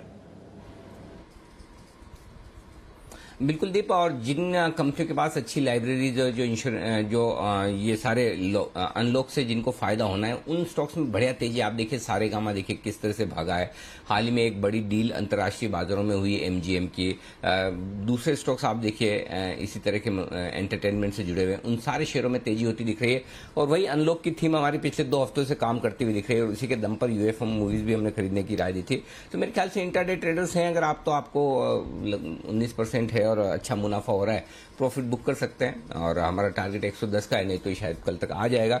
तो अपने अपने रिस्क के हिसाब से आप देख ले, पार्ट प्रॉफिट बुक कर ले, बाकी कल देख ले। और अगर मूड माहौल बाजार का अच्छा रहा तो 110 120 तक के टारगेट्स बन सकते हैं, जिसके लिए आप आगे होल्ड कर सकते हैं। अब यहां से आप अपनी रिस्क के हिसाब से, अपने प्रॉफिट रखने के हिसाब से स्टॉप लॉस को ट्रेल करते चलें, ये ज्यादा ठीक रहेगा। जी दीप, बिल्कुल, तो अब अपने स्टॉप लॉस को ट्रेल जरूर करें, और ऑलमोस्ट सर्किट के लेवल पर आपको यूएफओ मूवीज इस समय दिख रहा है। बढ़िया तेजी आज के सेशन में इस काउंटर पर आती हुई दिख रही है। सुबह से जो रेकमेंडेशन की थी वहां से भी देखिए आपको 10% का उछाल ये काउंटर दिखा चुका है। यूएफओ मूवीज तो सर्किट पर है ही, या सर्किट के करीब है। एक स्टॉक जो लगातार 2 दिनों से सर्किट पर आपको दिख रहा है, पीएनबी हाउसिंग। इस पर बस एक ही मिनट में बात करेंगे और जानेंगे देवांशी से क्या चल रहा है पीएनबी हाउसिंग में, जो 2 दिन लगातार बैक टू बैक 20% का सर्किट लगा है। उससे पहले सुमित जी एक बार जरा टाटा कम्युनिकेशन पर नजर डालिए। थोड़ी देर पहले यहां पर एक बड़ा स्पाइक आते हुए दिखा था, 3.5-4% अभी भी ऊपर है। क्या चल रहा है इस चार्ट पर 1100 के ऊपर?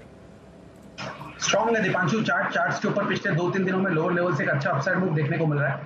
टाटा कम्युनिकेशन में यहां से और भी ऊपर का मूव देखने को मिल सकता है, जिसमें 1150 तक के लेवल टाटा कॉम के अंदर देखने को मिल सकता है। तो पोजीशंस होल्ड करके चले। नीचे में जो स्टॉक का सपोर्ट है चार्ट्स के ऊपर, वो करीब 1075-1080 के आसपास का है, तो बने रहे, पोजीशंस होल्ड करके चले। बिल्कुल, तो बने रहें इस काउंटर पर पोजीशन होल्ड करके। और राकेश जी, कुणाल जी को भी पहले ये काउंटर पसंद में आया है, इस साल के लिए उन्होंने यहाँ पर खरीदारी की भी राय दी थी। टाटा कॉम पर है जबरदस्त तेजी का मोमेंटम इस समय, नजर रखिए इस काउंटर पर जिस तरह से एक्शन बन रहा है। पर आइए पीएनबी हाउसिंग, लगातार बैक टू बैक सर्किट्स इस पर लगे हैं। देवांशी के साथ जानते हैं क्या चल रहा है पीएनबी हाउसिंग में। देवांशी बताएं। बिल्कुल दीपांशु, आप देखिए बहुत सारे डेवलपमेंट्स पीएनबी हाउसिंग पर होते हुए दिख रहे हैं लगातार। सबसे पहले मैं आपको बता दूं कि कल जो खबर आती हुई दिखी थी और यही सबसे बड़ा ट्रिगर था कि जो कंपनी है वो 4000 करोड़ रुपए रेस करती हुई दिखेगी और उसमें कार्यालय जो है वो 26% हिस्सा खरीदेगी, प्लूटोस के जरिए अपनी हिस्सेदारी खरीदेगी और इसके चलते 3185 करोड़ का पेमेंट करती हुई दिखेगी। मैं आपको बताऊं क्योंकि वो 26% से ज्यादा का पेमेंट 26% से ज्यादा का स्टेक खरीदती हुई दिखेगी, इसके चलते एक ओपन ऑफर भी ट्रिगर होगा और जो ओपन ऑफर ट्रिगर होगा 26% के लिए, इसके चलते हम देख रहे हैं कि अच्छे गेन्स आपको आते हुए दिखे थे। सबसे पहले जो 4000 करोड़ रेस करने वाली है कंपनी वो 390 रुपीज प्रति शेयर के भाव पर करने वाली है। 8.2 करोड़ इक्विटी शेयर के जरिए रेस करेगी और साथ ही 390 रुपीज प्रति शेयर के भाव पर 2 करोड़ के वारंट्स भी जारी करती हुई दिखेगी। अब साथ ही जो ओपन ऑफर की हम बात कर रहे हैं उसमें हम देखेंगे कि करीब 7 करोड़ के जो शेयर्स हैं वो ओपन ऑफर में ऑफर किए जाएंगे और इसका जो भाव है वो काफ़ी कम बनता हुआ दिख रहा है। जो शेयर होल्डर्स एक्सपेक्ट करके चल रहे थे उससे काफ़ी कम है। अब देखिए करीब 403 रुपीज़ प्रति शेयर के भाव पर इसका फ्लो प्राइस तय किया गया है, जहां पे ओपन ऑफर लाती हुई दिखेगी ये कंपनी। इसके साथ ही मैं आपको बताऊं कि इसके बाद हम देखेंगे कि जो स्टेक होल्डर्स होते होंगे उसमें कंपनी का जो मौजूदा प्रमोटर है उसकी 32% तक की होल्डिंग है, यानी कि पीएनबी की जो होल्डिंग है वो फिलहाल 32% की है।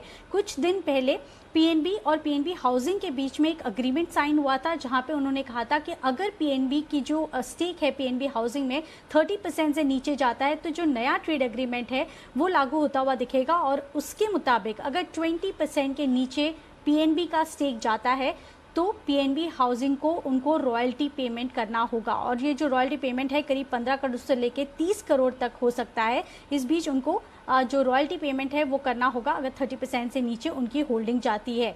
साथ ही काफ़ी सारे जो एनालिस्ट हैं वो पीएनबी हाउसिंग को लेके काफ़ी पॉजिटिव हो चुके हैं। वो इसलिए क्योंकि सबसे पहले आप देखिए ये इनके आईपीओ के जो प्राइस थे 2016 में ये कंपनी लिस्ट होती हुई दिखी थी और करीब 770 के लेवल्स के आसपास की लिस्टिंग हुई थी।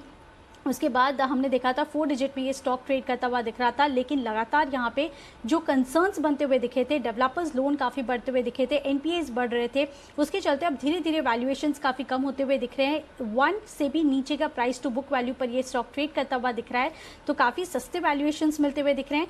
और जितने भी एनालिस्ट हैं वो ये मान के चल रहे हैं कि अब क्योंकि इनको सही टाइम पर फंड्स मिलते हुए दिख रहे हैं, सही प्रमोटर्स आते हुए दिख रहे हैं, तो इसके चलते आने वाले समय में एक अच्छी री रेटिंग इस स्टॉक की होती हुई दिखेगी और इसके चलते आपने 40% तक के गेन्स देखे हैं। और ये भी माना जा रहा है कि आदित्य पुरी अब कार्यालय के नॉमिनी डायरेक्टर होते हुए दिखेंगे, तो जो बोर्ड होगा नया बोर्ड उसमें ये शामिल होते हुए दिखेंगे और इसी के चलते इतनी बड़ी री रेटिंग की संभावना अब पीएनबी हाउसिंग पर आपको देखने मिल रही है।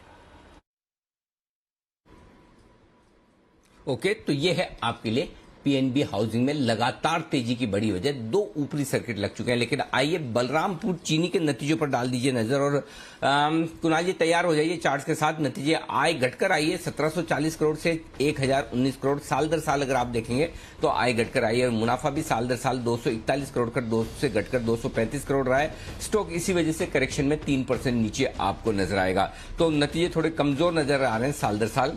चार्ट देखकर बताएं कुणाल जी क्या है सिचुएशन, कहां है सपोर्ट?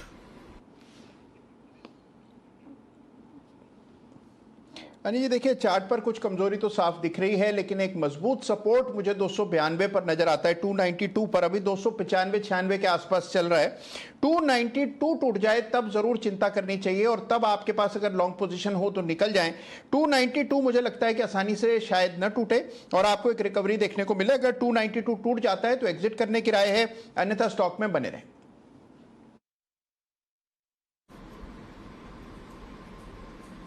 ओके, 292 के नीचे ही स्टॉक कमजोर होना शुरू होगा, तो जब तक 292 के ऊपर है तब तक ठीक है। शुगर शेयरों में थोड़ी हल्की नरमी आई है ऊपरी स्तरों से। चोपड़ा साहब आपकी क्या राय है, आपका क्या व्यू है बलरामपुर चीनी के नतीजों पर भी और बाकी शुगर शेयरों पर भी? क्या कुछ पसंद है आपको? नो डाउट अनिल जी, हमारी इसके बारे में बातचीत पहले भी हुई है और मुझे लगता है कमोडिटीज़ जो हैं, खास करके जो खाद्य रिलेटेड कमोडिटीज़ हैं, उसमें बहुत तेज़ी बनेगी आने वाले 2 से 3 सालों में, और शुगर भी उसमें शुमार होगा। मगर कई बार ऐसा होता है कि जब सेक्टर्स ओवरहीट हो जाते हैं, थोड़ी सी प्रॉफिट बुकिंग होती है, तो वही सब चल रहा है। जहाँ तक आप मेरी पसंद की बात करते हैं, तो मुझे EID पैरी बहुत अच्छा लगता है, जहाँ पे क्योंकि जनरली शुगर कंपनीज में डेट के कंसर्न्स हैं। मवाना, धामपुर बहुत अच्छा लगता है, और इवन बलरामपुर चीनी अगर आपको 260 के लगभग मिलता है तो बलरामपुर भी अच्छा लगता है। तो ओवरऑल शुगर क्षेत्र पे मेरा जो व्यू है वो बुलिश है, मगर हाँ, थोड़ा सा करेक्शन में लीजिए तो अच्छा मुनाफा मिलेगा, और मुझे लगता है शुगर में तेज़ी आनी चाहिए आने वाले 6 महीने से साल भर में। 6 महीने के लिहाज से आपको तेजी का व्यू रखना चाहिए शुगर शेयरों पर, और EID पेरी है पसंद इस वक्त चोपड़ा साहब को। आइए बढ़ेंगे आगे, और अब वक्त है PVR के नतीजों का प्रीव्यू लेने का। PVR के भी आने वाले रिजल्ट्स कैसे रहेंगे, रिजल्ट्स जानने की कोशिश करते हैं। कुशल हमारे साथ है नतीजों का पूर्वानुमान लेकर। कुशल, बताइए। हाँ जी, नंबर्स के लिहाज से अगर आप देखेंगे तो यहाँ पर कंपनी का नंबर्स खराब ही रहने का हमारा अनुमान है। पिछले साल के मुकाबले खासकर अगर आप आय देखें तो करीब 75% गिरकर 662 करोड़ से 168 करोड़ पर रहने का अनुमान है, और साथ ही कंपनी का जो कामकाजी मुनाफा है वो भी 60 करोड़ से घटकर 74 करोड़ पर, माफ़ कीजिएगा, 60 करोड़ से मुनाफे के मुकाबले 74 करोड़ का कामकाजी घाटा कंपनी दर्ज कर सकती है, और कंपनी घाटे का फिगर 250 करोड़ रह सकता है। पर क्वार्टर ऑन क्वार्टर परफॉर्मेंस भी आपको देखनी जरूरी है, क्योंकि प्राइमरली जो रिवाइवल हमें देखने को मिला है वो इसी बीच अगर आप क्वार्टर तिमाही आधार पर देखेंगे तो वहां पर रहा है, जिसमें अगर आप आय को देखें तो 63 करोड़ से बढ़कर 168 करोड़ पर रह सकती है, और साथ ही कंपनी का अगर आप कामकाजी मुनाफा देखें, घाटा देखें तो वो भी रिड्यूस होता हुआ दिखा है। 109 करोड़ के मुकाबले केवल 74 करोड़ का घाटा कंपनी का रहेगा। अब आगे के लिए देखना होगा कि जैसे जैसे ये अनलॉकिंग हो रही है, कौन कौन सी स्टेट्स जो है रिवाइव करती हैं, सिनेमा हॉल्स को रीओपन होने की इजाजत देती हैं, और कितनी फ्रीक्वेंटली इनकी जो कंटेंट पाइपलाइन है वो अकॉर्डिंगली जो है यहाँ पर सिनेमा हॉल्स में आती है, और जो पब्लिक की डिमांड है, जितने फुटफॉल्स होंगे, इन सब चीज़ों पर मैनेजमेंट की कमेंट्री बहुत अहम रहती है अभी। पर नंबर्स के लिहाज से अभी तो कमजोरी दिख रही है। बिल्कुल, नंबर्स के लिहाज से तो कमजोरी दिख ही रही है, क्योंकि लॉकडाउन का असर वैसे तो पिछले क्वार्टर में इतना नहीं था, बट डेफिनेटली फुल कैपेसिटी पर अभी भी काम करने की प्रॉब्लम थी पिछले क्वार्टर में। अब कमेंट्री क्या होती है नए लॉकडाउन्स को लेकर और उसके इम्पैक्ट को लेकर भी इंटरेस्टिंग रहेगा। फिलहाल स्टॉक ने अपनी लेवल्स होल्ड करे हैं। सुमित जी, PVR क्या राय है? 1300 के ऊपर होल्ड करते हुए दिख रहा है। फ्रेश बाइंग के लिए दीपांशु एक बार वेट करना चाहिए। स्टॉक एग्जैक्ट 200 DMA के पास ट्रेड कर रहा है। पिछले हफ्ते 10 दिनों में नो डाउट स्टॉक में लोअर लेवल से तेजी देखने को मिली है, बट फ्रेश तेजी 1330-1340 के बाद बनेगा। एक बार के लिए वेट एंड वॉच करें। नीचे में अगर सपोर्ट्स जो 1290 के पास के सपोर्ट है, 1290 1280 के पास, अगर ये सपोर्ट टूटते हैं तब तो एक गिरावट बनेगी, और ऊपर में अगर रेजिस्टेंस टूटा तो फिर उसके बाद तेजी देखने को मिलेगी। तो 1280 1290 सपोर्ट है, 1330 रेजिस्टेंस है।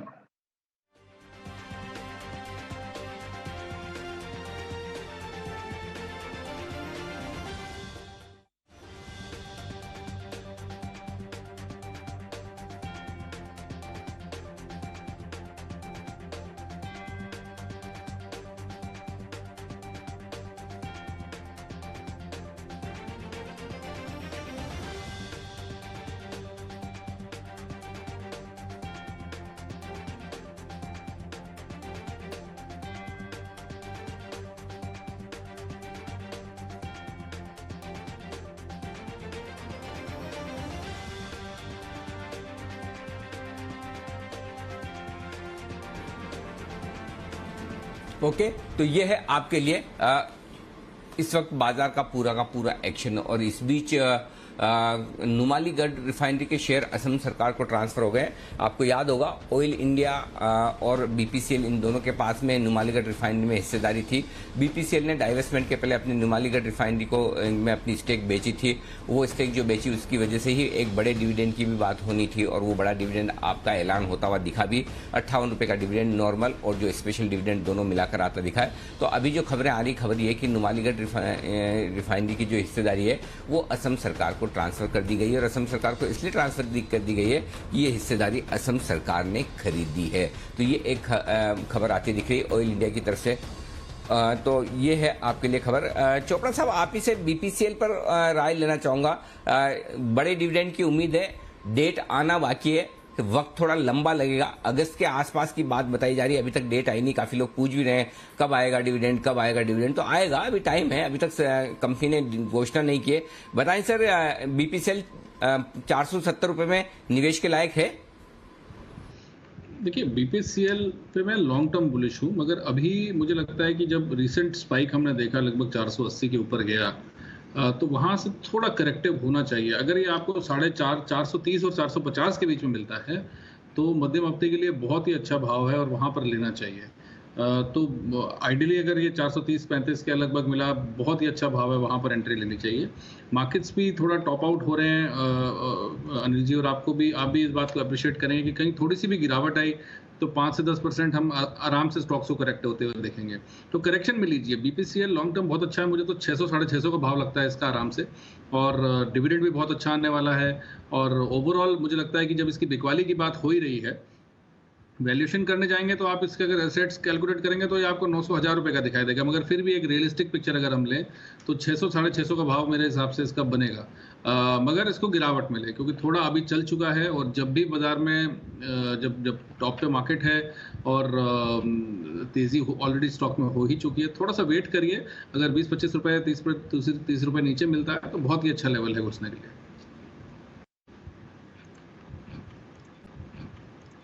मौका देगा या नहीं वही बात है, बट डेफिनेटली एक वैल्यू बाय है, और 600-650 के लेवल्स के लिए आप बीपीसीएल पर रख सकते हैं नजर। अनिल जी ने भी आपको पहले कहा है, बीपीसीएल हाथ से जाने नहीं देना है। डिविडेंड के लिए तो रखिए, but as a long term investor भी ये एक स्टॉक है जो आप हाथ से ना जाने दें। बट फिलहाल ऑयल इंडिया के लिए खबर आती हुई दिख रही है, और स्टॉक भी अब रिएक्ट कर रहा है इस खबर पर। 3% ऊपर आपको ऑयल इंडिया का शेयर भी आते हुए दिखेगा इस समय। किरण जी, जरा ऑयल इंडिया के चार्ट पर भी राय दें। अभी ओएनजीसी पर तो आप बुलिश व्यू दे ही रहे थे, ऑयल इंडिया कैसा लगता है सर? चार्ट पैटर्न अच्छा ही है, और अभी एक बड़ा स्पाइक 134 से 139 तक आया, पर अगर पोजिशनली देखते हैं तो एक अच्छा कंसोलिडेशन का ब्रेकआउट देखने को मिल रहा है। Closing all time highs, recent highs के ऊपर हो रही है। मेरा मानना है कि जो नेक्स्ट रेजिस्टेंस है वो लगभग आती है 150 के आसपास। तो पोजिशनली 150 की तैयारी हो रही है। आपका स्टॉप लॉस 131 का होगा। ओके, तो ये है आपके लिए राय जहां तक सवाल है ऑयल इंडिया का। खबर के दम पर स्टॉक पर भी आपको एक्शन आते हुए दिख रहा है। वागले साहब, एलआईसी हाउसिंग पर एक अच्छा मूव आते हुए दिखा है। कुछ समय पहले आपसे इस पर बात हुई थी। एलआईसी हाउसिंग पर क्या करना चाहिए सर? यहां से कोई ट्रेड दिखता है?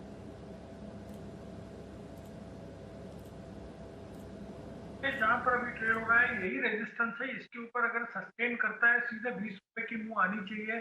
500 का टारगेट है। तो कल अगर 482, 83, 84 सस्टेन करता है, उसके ऊपर ट्रेड करता है, फिर 478 के स्टॉप लॉस से ट्रेड लिया जा सकता है। अभी वो लेवल डिसीजन में क्रॉस नहीं किया है। ओके, अभी वो लेवल इसने फिलहाल क्रॉस नहीं किया है, बट एलआईसी हाउसिंग पर भी आपको रखनी है नजर।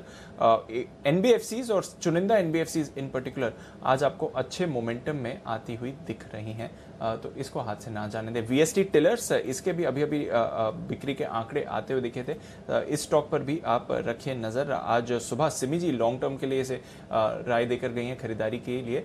कुल ट्रैक्टर बिक्री 521 यूनिट से बढ़कर 600 यूनिट्स की आई है। तो जो कुशल भी बता रहे थे कि बाकी सेल्स में थोड़ा प्रभाव पड़ा है, but tractor sales on track रही हैं मई के महीने में, और वो इम्पैक्ट आप डेफिनेटली नंबर्स में देख रहे हैं। एमएनएम में भी देखा, एस्कॉर्ट्स में भी देखा, और अब वीएसटी टिलर्स भी आपको एग्री मशीनरी में यही ट्रेंड दिखा रहा है। तो नजर रखें, पावर टिलर्स बिक्री 600 यूनिट की आई है बढ़कर। सुमित जी, चार्ट पर कोई राय? वीएसटी टिलर्स कोई ट्रेड का मौका दिखता है या फिर ये एक पोजिशनल प्ले ही है? तो ही ज्यादा बेटर रहेगा। मोमेंटम वाला स्टॉक नहीं है कि 1-2 दिन के अंदर मूव दे। पोजीशंस होल्ड करके चले। 1947, 1948 के आसपास का भी भाव ट्रेड हो रहा है। स्टॉक के अंदर 2000 के लेवल देखने को मिल सकते हैं अगर एक बार ये स्टॉक ऊपर में 1960 के ऊपर क्लोजिंग दे। 1960 के ऊपर क्लोजिंग देने पे 2000 से 2050 के टारगेट आने वाले दिनों में देखने को मिल सकते हैं। तो बने रहे, फ्रेश खरीदारी की कोई सलाह नहीं है, एग्जिस्टिंग पोजीशंस होल्ड करके चल सकते हैं। ओके, बने रहें। फ्रेश खरीदारी की सलाह नहीं है, बट एग्जिस्टिंग पोजीशंस होल्ड की जा सकती है। वीएससी टिलर्स अच्छे नंबर्स आते हुए दिख रहे हैं बिक्री के इनके लिए। पर नजर है कुछ और नतीजों पर। अभी कुशल ने पीवीआर के बारे में बताया था, अब कुशल हमें बताएंगे मदरसन सुमी यहां पर क्या है अनुमान। कुशल बताइए।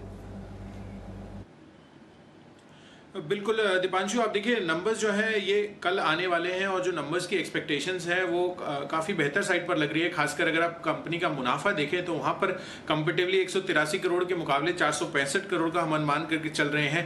पर ओवरऑल अगर आप देखिए तो कंपनी की आय करीब 8 से 10% ही बढ़ती हुई नजर आएगी। तो पिछले साल कुछ एक्सेप्शनल आइटम है जिस वजह से इतना बड़ा गैप जो है आपको मुनाफे में देखने को मिल रहा है। तो 15,160 करोड़ के मुकाबले आय इस बारी 16,500 करोड़ पर हम अनुमान करके चल रहे हैं।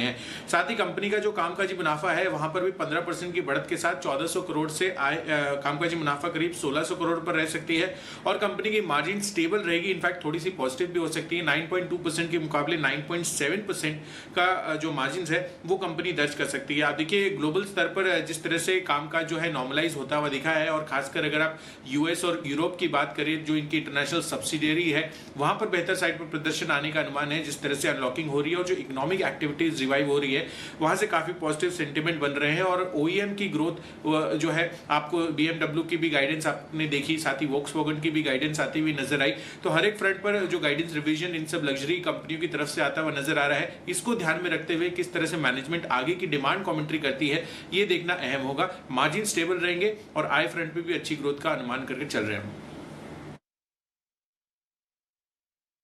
ये है आपके लिए मदरसन सुमी के नतीजों का पूर्वानुमान। आइए बढ़ते आगे और अब वक्त है आपके लिए सुमित के सुपरहिट का।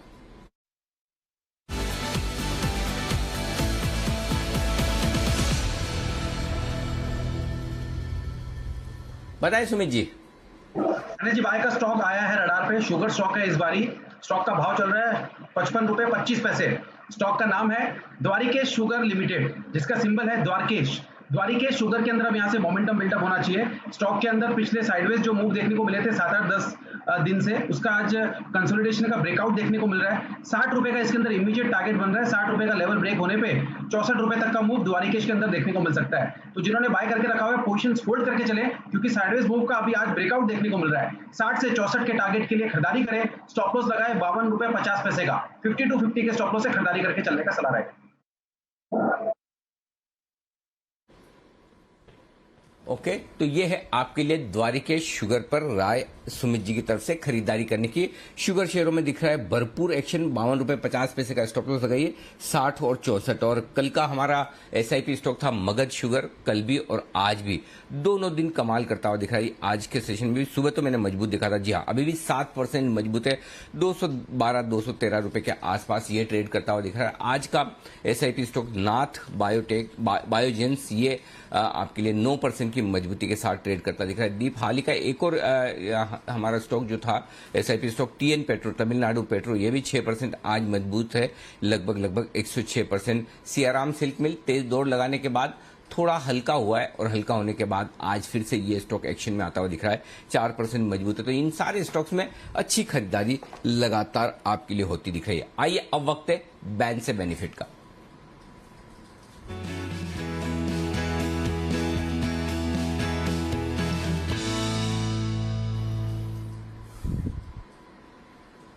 आशीष हमारे साथ तैयार है बताने के लिए उन शेयरों के बारे में जहां बैन में आने जाने का सिलसिला बना रहेगा। आशीष, 3 है ना अभी बैन में, 2 बैंक और 1 सन टीवी।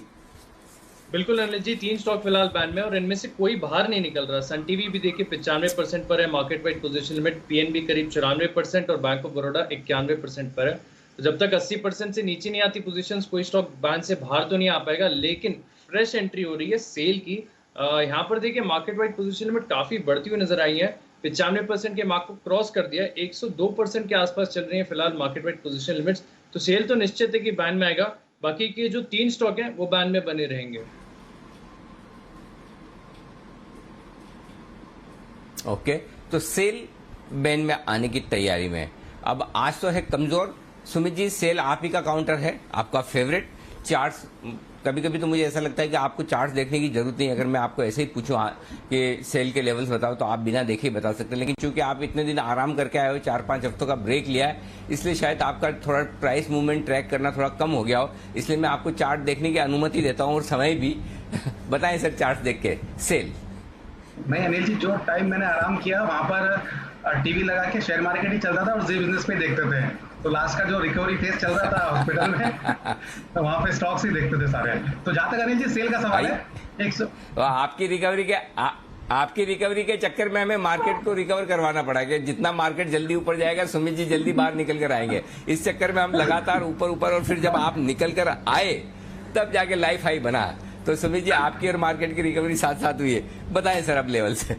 बहुत बहुत शुक्रिया अनिल जी, धन्यवाद। अनिल जी सेल के अंदर देखिए पोजीशंस होल्ड करके चले, ये स्टॉक अभी कंसोलिडेट कर रहा है।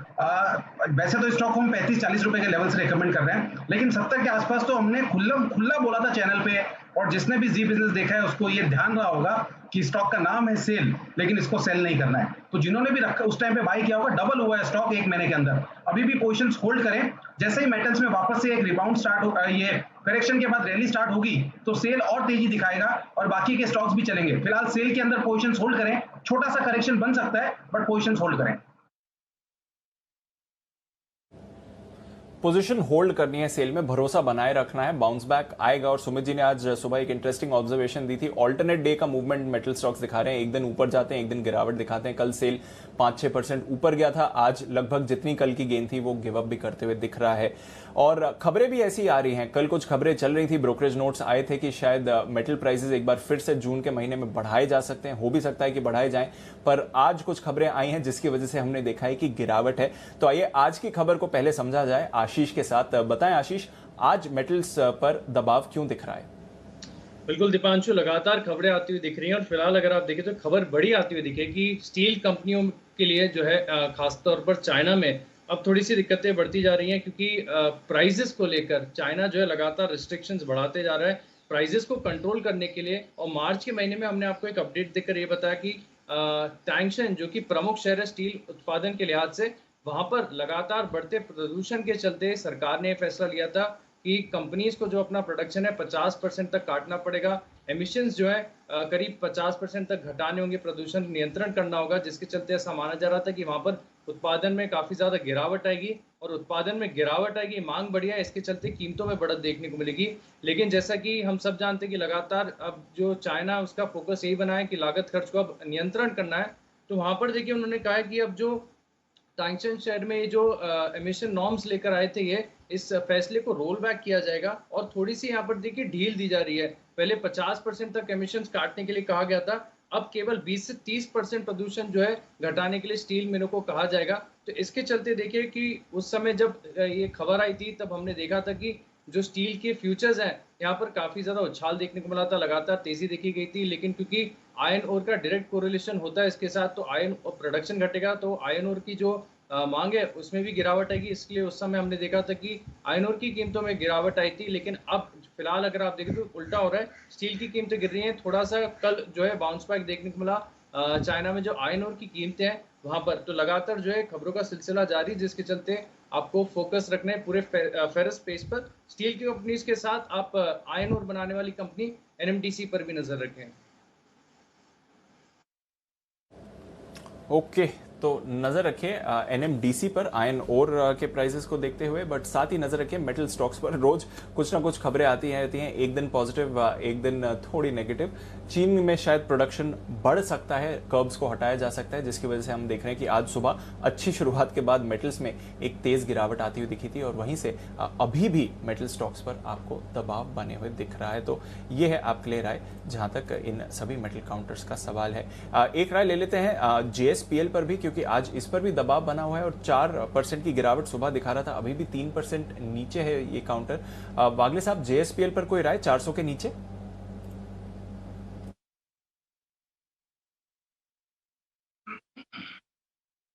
दीपांशु 380 तक जा सकता है, बट मैं शॉर्ट नहीं करूंगा क्योंकि ये थोड़ा सा मुझे कंसोलिडेटिव लगता है, वॉल्यूम्स नहीं है बेचने में, तो सेल नहीं करना है। ऊपर जाने के लिए 410 415 के पार निकलेगा तो देखेंगे। मेरे हिसाब से नो ट्रेड जोन में है, साइडवेज है, 20 रुपए की रेंज। ओके, तो ये नो ट्रेड जोन में है आपके लिए इस वक्त ये राय आपके लिए जेएसपीएल पर। आइए पिक ऑफ द डे का बिल्कुल कुणाल जी और राकेश जी के लिए।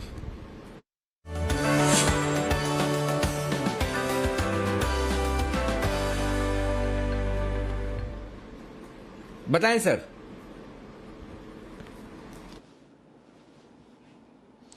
अनिल जी देखिए, एक जबरदस्त स्टॉक है और स्टॉक का नाम है वीआईपी इंडस्ट्रीज। इसका चार्ट में और राकेश जी देख रहे थे और इसमें अनिल जी एक विशेष पैटर्न बना है जिसको एडम एंड ईव पैटर्न कहते हैं। ब्रेकआउट आता हुआ चार्ट पर नजर आ रहा है। 380 रुपए के ऊपर ये ब्रेकआउट हुआ है। तो हमारी कल के लिए खरीदारी की राय है वीआईपी इंडस्ट्रीज में। Over to Rakesh ji. अनिल जी बेहतरीन टेक्निकल स्ट्रक्चर है, एक ब्रेकआउट देखने को मिल रहा है। 370 370 का स्टॉप लॉस है, 400 पहला टारगेट और 410 दूसरा टारगेट।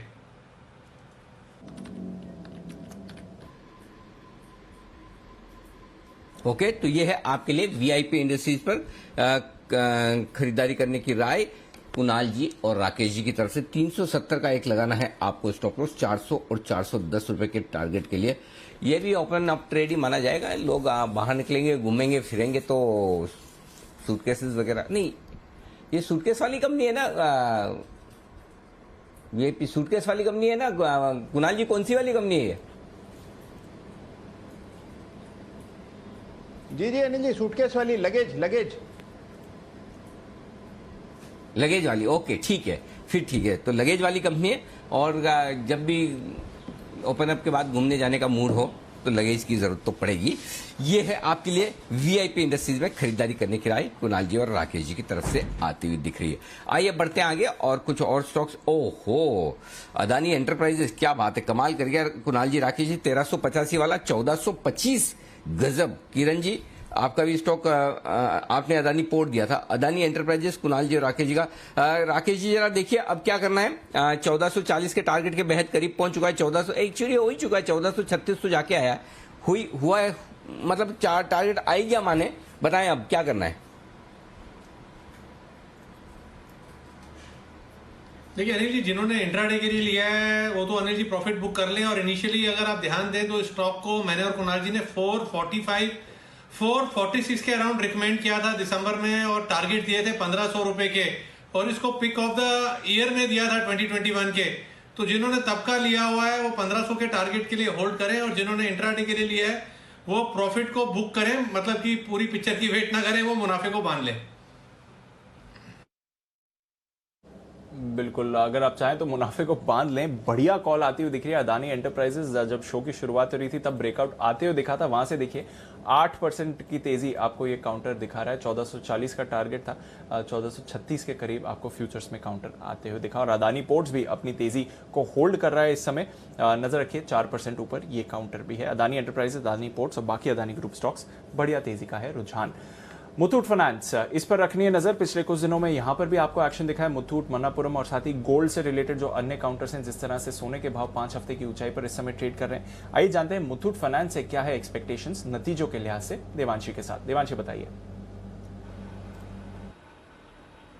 मुथूट फाइनेंस के नंबर्स इस तिमाही में काफ़ी अच्छे रह सकते हैं। आप देखिए सबसे पहले जो ब्याज से आया उसमें करीब 12 से 14% तक की बढ़त का अनुमान लगाया जा रहा है। जो मुनाफा है वो भी करीब 20 से 22% तक बढ़ता हुआ दिखेगा।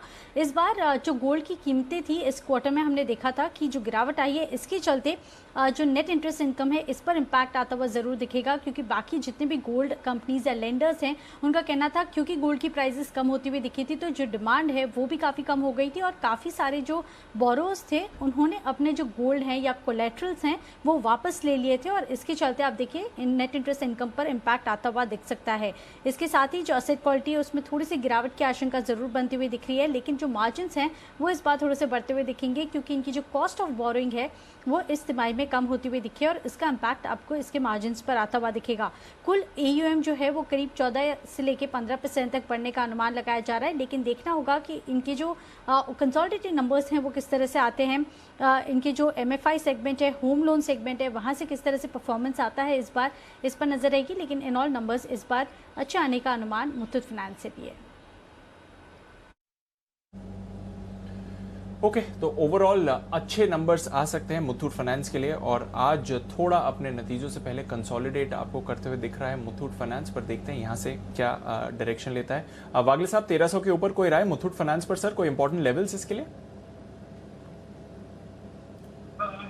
दीपांशु, मुझे तो ये अच्छा लग रहा है। कल मैंने रिकमेंड किया था, कल मुंह आई, आज थोड़ा सा रहा। 1300 के अगर ऊपर क्लोज देता है पोजिशनली, मेरा 1400 का टारगेट है। आज आई मीन एक ही दिन में आएगा ये कहना थोड़ा सा मुश्किल है। 2 से 3 दिन का व्यू लेते हो तो 1280 का स्टॉप लॉस, 1400 का टारगेट, ये ट्रेड सेटअप बिल्कुल वैलिड। ओके, तो 1280 का स्टॉप लॉस, 1400 का टारगेट है। पोजिशनल बेसिस पर रखिए। नतीजों के लिहाज से थोड़ी वॉलेटिलिटी जरूर इस पर आपको आती हुई दिखेगी। आइए फिर इंडेक्स पर एक बढ़िया कॉल लेने का समय आ गया है। स्वागत करते हैं जय ठक्कर का कैश के ऑप्शन के लिए।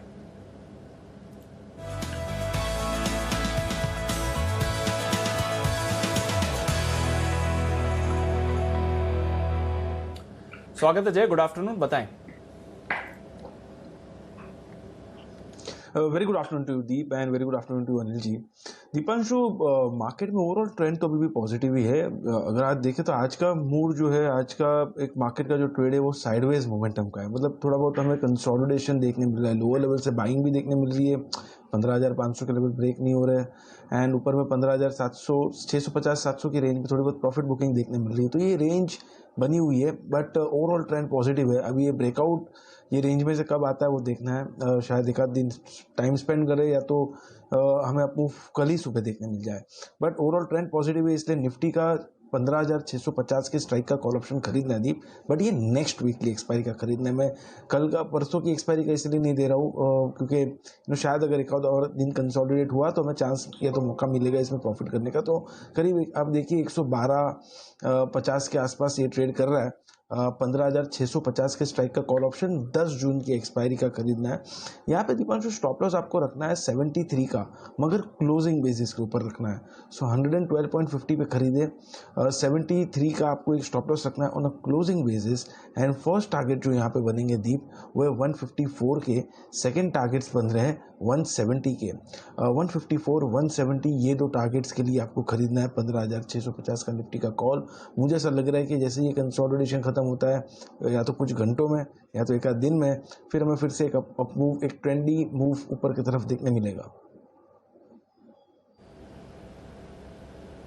रखना है बाजार पर भरोसा। थोड़ा कंसोलिडेशन है आज, एकदम अच्छी शुरुआत के बाद फ्लैट कारोबार रहा है। एक सवाल आ गया मेरा, खरीदारी का ही मौका ढूंढे। अगले हफ्ते की एक्सपायरी दीप एक सवाल आ गया मेरा, 1 मिनट जय से पूछ लेता हूं। अगले हफ्ते का क्यों, परसों वाला क्यों नहीं? जी अनिल जी बेसिकली हो क्या जाएगा कि अगर मार्केट में हमें थोड़ा बहुत भी ये कंसोलिडेशन देखने मिला अनिल जी, तो हो जाएगा ये कि थीटा प्ले आ जाएगा, और ये जो मंथ का एक्सपायरी का अगर मैं कॉल देता हूँ तो वहाँ पे स्टॉप लॉस हो सकता है अगर कंसोलिडेशन हुआ तो। नेक्स्ट वीकली एक्सपायरी में अनिल जी ये हो जाएगा कि थीटा हमें कम लगेगा कंपैरेटिवली, और ऑन क्लोजिंग बेसिस इसीलिए मैंने स्टॉप लॉस दिया हुआ है यहाँ पे कि इंट्राडे थोड़ा बहुत भी अगर हमें डिप देखने मिले तो उससे घबराना नहीं है, बिकॉज ओवरऑल मैं रिकवरी देखता हूँ कंसोलिडेशन में से। सो लोअर लेवल से बाइंग फिर से आएगा, सो वही हमें ऑप्शन में फिर से ऊपर का एक मूव देखने मिलेगा। यही वीक का एक्सपायरी अगर हम लेते हैं अनिल जी तो प्रॉब्लम ये हो जाएगा कि अगर कंसोलिडेशन हुआ तो प्रीमियम्स तो घटेंगे मार्केट में। थोड़ा बहुत भी अगर नीचे के लेवल से रिकवरी आई तो प्रीमियम में रिकवरी नहीं आएगी ऑप्शंस के, बिकॉज थीटा प्ले थीटा ज़्यादा लग जाएगा compare to next weekly expiry. तो ये वीक के ऑप्शंस में जस्ट बिकॉज मैं सोच रहा हूँ कि कंसोलिडेट शायद हो सकता है, तो इतना मोमेंटम शायद ना मिले ऑप्शंस में, एंड स्टॉप लॉस हो जाए, जहाँ के सेफ प्ले थोड़ा रहेगा नेक्स्ट वीकली एक्सपायरी में। ओके, तो नेक्स्ट वीकली एक्सपायरी की राय दी है जय ने। थोड़ा कंसोलिडेशन का मूड माहौल है बाजार का, बट जब भी बाजार निकलेगा अपसाइड पर ज्यादा ट्रेंड आते हुए दिखेगा। आइए फिर जान लेते हैं आखिरी 10 मिनट अनिल जी से, मार्केट स्ट्रैटेजी क्या है इस समय बाजार बंद होने से पहले।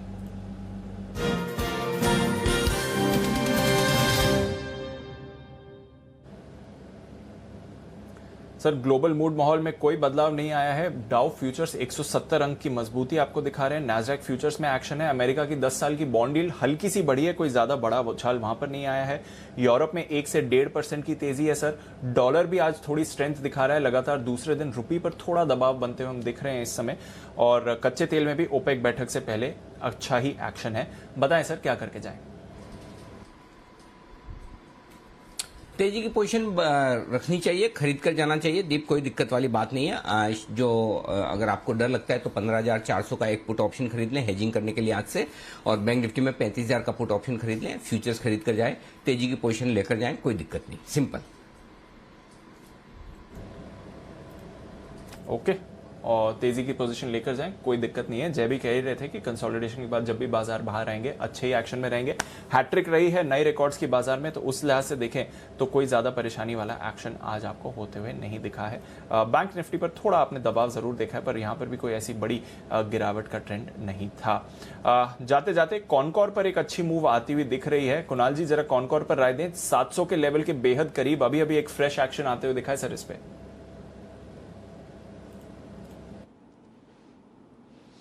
देखिए बड़ा जबरदस्त चार्ट है कॉनकॉर का, और मुझे लगता है जितने भी पीएसयू स्टॉक्स हैं दीपांशु, सब में अगर आप तुलना करें तो कॉनकॉर का चार्ट सबसे मजबूत है। एक ब्रेकआउट आया था कुछ सत्र पहले, मैंने और राकेश जी ने उस दिन खरीदारी की भी राय दी थी, और वहां से हमने एक स्ट्रेट रन देखा है। मुझे लगता है कि और ऊपर के लेवल्स आते हुए दिखेंगे। एक ट्रेलिंग स्टॉप लॉस रख करके होल्ड करने की राय है। स्टॉप लॉस जो है वो 685 पर रखें, होल्ड करें। मुझे लगता है ये स्टॉक 715 720 के लेवल्स आपको आजकल पे दिखाने की क्षमता रखता है।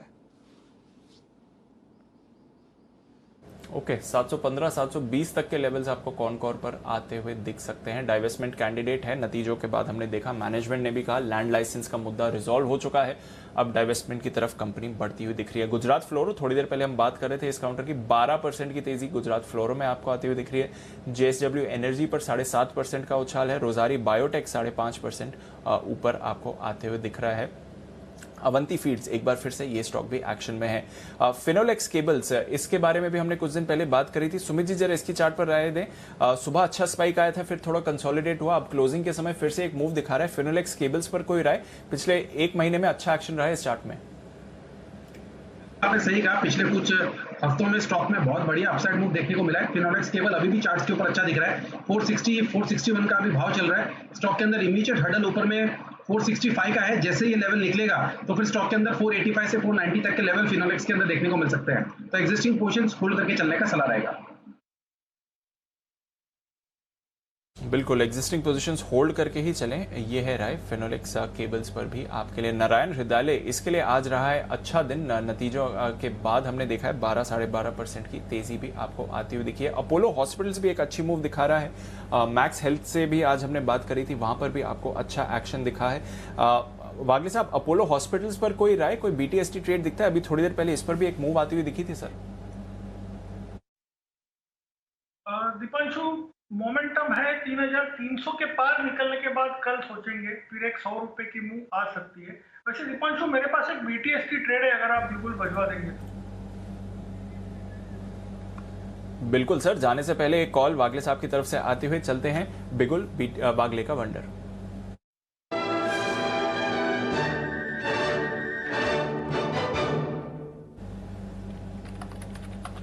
बताएं सर। दीपांशु, बीटीएसटी करना है अल्केम में 3118, 3119, 3120 का करंट भाव है। मुझे इसमें एक 60 से 70 रुपए की मूव लगती है। ओपन इंटरेस्ट नंबर 1 पे है, और जो फोर्स से 3100 ब्रेक किया है। आप 3090 का स्टॉप लॉस, मतलब एक 30 रुपए की रिस्क होगी, और ऊपर में 3180, 3190, इवन 3200 तक कल के दिन में ये लेवल्स देखने को मिल सकते। ओके, तो इवेंचुअली 3200 के लेवल्स पर जा रहा है अल्केम लैब्स। क्लोजिंग शो में आया है एक्शन, और देखिए पूरा दिन कंसोलिडेट करने के बाद एक बढ़िया तेजी अल्केम पकड़ते हुए आपको दिखा है। तो क्लोजिंग से पहले अच्छा उछाल अल्केम लैब्स में आते हुए नजर रखिए। इस काउंटर पर अच्छा दिन रहा है जहां तक ब्रॉडर मार्केट पार्टिसिपेंट्स का सवाल है, अच्छा दिन रहा है जहां तक कुछ हेल्थ केयर से जुड़े स्टॉक्स का सवाल है। नारायण हृदयालय अपने नतीजों के बाद अच्छा रिएक्शन दिखा रहा था, उसकी हमने बात करी। इंद्रप्रस्थ मेडिकल एक और काउंटर जहां पर आपने अच्छी तेजी देखी है। और कुछ एनबीएफसीज के लिए शानदार दिन रहा है। बजाज फाइनेंस 5800 के पार, LIC हाउसिंग फाइनेंस अच्छी खरीदारी इस काउंटर पर भी आती हुई दिखी और HDFC से भी आज आपको अच्छा सपोर्ट मिला है। क्लोजिंग की तरफ चलें तो निफ्टी के लिए एकदम सपाट क्लोजिंग है, तेजी की हैट्रिक रही, नए रिकॉर्ड्स का जहां तक सवाल है। उसके बाद आप देख रहे हैं एकदम कंसोलिडेशन के साथ बंद हो रहा है, थोड़ा बैंक्स और मेटल से प्रेशर आते हुए दिखा है। बैंक निफ्टी की बात करें तो 170 पॉइंट्स नीचे बंद हो रहा है पर 35,350 के करीब। अदानी ग्रुप स्टॉक्स एक और दमदार दिन, अदानी एंटरप्राइजेस 8% ऊपर, निफ्टी में अदानी पोर्ट्स पर 3.5% का उछाल। ONGC बड़ी खरीदारी यहां पर आती हुई, SBI लगातार तेजी में आज भी 2% ऊपर, हालांकि बाकी बैंक्स पर दबाव था। बजाज फाइनेंस, HDFC दोनों में आपको खरीदारी दिखी। HUL से थोड़ा सहारा, टेक महिंद्रा, विप्रो यहां पर भी पॉजिटिव एक्शन, L&T यहां पर भी पॉजिटिविटी और रिलायंस इंडस्ट्रीज एकदम सपाट बंद होते हुए, बट पिछले 3-4 दिनों में यहां से भी खरीदारी रही। वीकनेस आई है प्राइवेट बैंक्स पर, वीकनेस आई है मेटल स्टॉक्स पर। JSW स्टील, टाटा स्टील दोनों 2% से ज्यादा फिसले हैं। आज के टॉप लूजर्स ICICI बैंक, इस पर आपको आते हुए दिखा है दबाव। कोटक बैंक यहां पर भी वीकनेस। इन्फोसिस दूसरे दिन थोड़ी कमजोरी और ITC नतीजों से पहले हल्का सा सुस्त। इंडसइंड बैंक यहां पर भी हल्की गिरावट। BPCL हुआ बंद सपाट। एशियन पेंट्स यहां पर भी आपको वीकनेस दिखी है, जिस तरह से कच्चे तेल के दाम आपको लगातार बढ़ते हुए दिख रहे हैं। वायदा बाजार की बात करें तो अदानी एंटरप्राइजेस आज का टॉप गेनर और ये एंड में ही मूव आई है। क्लोजिंग शो में हमने देखा 5 से 6% का एडिशनल उछाल। एल्केम लैब्स यहां पर 4% की तेजी आपको दिखी है। नजर रखिए Aarti industries positive action, Apollo hospitals positivity यहां पर भी। कोफोर्ज बड़ी खरीदारी, इन्फोएज सेठी साहब की pick, Marico, Torrent Pharma, Mindtree, Page Industries, Bajaj Auto यहां पर भी पॉजिटिव एक्शन और साथ ही डिवीज लेबोरेटरी दूसरे दिन यहां पर भी पॉजिटिविटी दिखी। पर वायदा कारोबार की बैन लिस्ट में आने की तैयारी है। सेल की टॉप लूजर आज का FNO में 4.5% से ज्यादा की गिरावट। मेटल्स के लिए आज एक और कमजोर दिन रहा। JSPL भी यहां पर आपको वीक होते हुए दिखा है। वेदांता, नैल्को यहां पर भी प्रेशर बनते हुए दिखा। श्रीराम ट्रांसपोर्ट फाइनेंस 1400 के स्तर पर क्लोज होते हुए, बागली साहब की आज शॉर्ट कॉल थी इस पर। औरो फार्मा नतीजों के बाद लगातार दूसरे दिन यहां पर आपको आज वीकनेस आती हुई दिख रही है। साथ ही वोडाफोन आइडिया इस पर प्रेशर, डॉक्टर लाल पैथलैब्स यहां पर गिरावट, L&T फाइनेंस और M&M फाइनेंस यहां पर कमजोरी और PNB बैन में आने के बाद ये भी आज थोड़ा कमजोर रहा। Federal bank, IDFC first bank, Manappuram यहां पर भी आपको वीकनेस दिखी। पर कैश स्टॉक्स में जबरदस्त एक्शन एक बार फिर और लगातार दूसरे दिन सर्किट लगा है आपके लिए PNB हाउसिंग फाइनेंस पर। बढ़िया तेजी इस काउंटर में आपको आती हुई दिखी है। इसके साथ ही आपने बढ़िया एक्शन देखा है गुजरात फ्लोरो पर, अच्छी तेजी इस काउंटर पर। वेंकीज पर लगा है आज 10% का सर्किट, नजर रखिएगा इस स्टॉक पर भी। नाथ बायो सुबह का SIP स्टॉक 10% ऊपर, ये स्टॉक भी बंद होते हुए दिख रहा है। JSW energy, Adani total gas, Infibeam तीसरे दिन यहां पर तेजी। टाटा कॉम यहां पर खरीदारी, हुतामाकी, VIP industries, Finolex cables, max health care, GE shipping और दालमिया भारत आज के कुछ और गेनर्स। अनिल जी एकदम सपाट क्लोजिंग 15,570 के लेवल्स के करीब निफ्टी क्लोज होते हुए दिख रहा है। तो 3 दिन की रिकॉर्ड हैट्रिक लगी है इंट्राडे में, बट जो रिकॉर्ड क्लोजिंग का ट्रेंड था वो आज थोड़ा ब्रेक होते हुए दिखा है और बैंक निफ्टी सर लगभग 200 पॉइंट्स नीचे बंद है। ओके, तो ये है आपके लिए आज की क्लोजिंग। हल्की फुल्की प्रॉफिट बुकिंग ऊपरी स्तरों से आती दिख रही है, लेकिन ओवरऑल अगर आप देखेंगे तो कोई समस्या नहीं। हल्के लाल निशान में बाजार बंद होते हुए आपको दिखेंगे। नया रिकॉर्ड बनाने के बाद इतिहास में जो आंकड़े दर्ज हो चुके हैं वो ध्यान में रख लें। 15,661 अब नया रिकॉर्ड बनाने के लिए कल हमें इसे पार करना होगा या जब भी करें 15,661। बैंक निफ्टी 35,700 तक तो आज पहुंचा है, जो हमारा आज का टारगेट था वहां तक पहुंचा भी। और उसके बाद देखते हैं बैंक निफ्टी में क्या कुछ होता है। 35,337 पर बंद हुआ है। सेंसेक्स 2 पॉइंट नीचे, निफ्टी 8 पॉइंट नीचे बंद होता हुआ। ये है आज की फाइनल क्लोजिंग आपके सामने। क्लोजिंग के बाद का एक्शन आपके सामने रख दूं और एक्शन है भरपूर।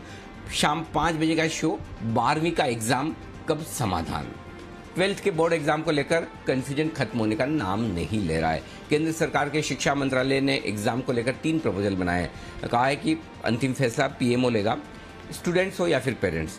सभी एग्जाम की तारीख और तरीकों में उलझे हुए हैं, क्योंकि किसी को पता नहीं कि एग्जाम होंगे क्या, होंगे तो कब होंगे और कैसे होंगे। स्टूडेंट्स और पेरेंट्स ये चाहते हैं कि एग्जाम ना हो, सरकार चाहती कि हों।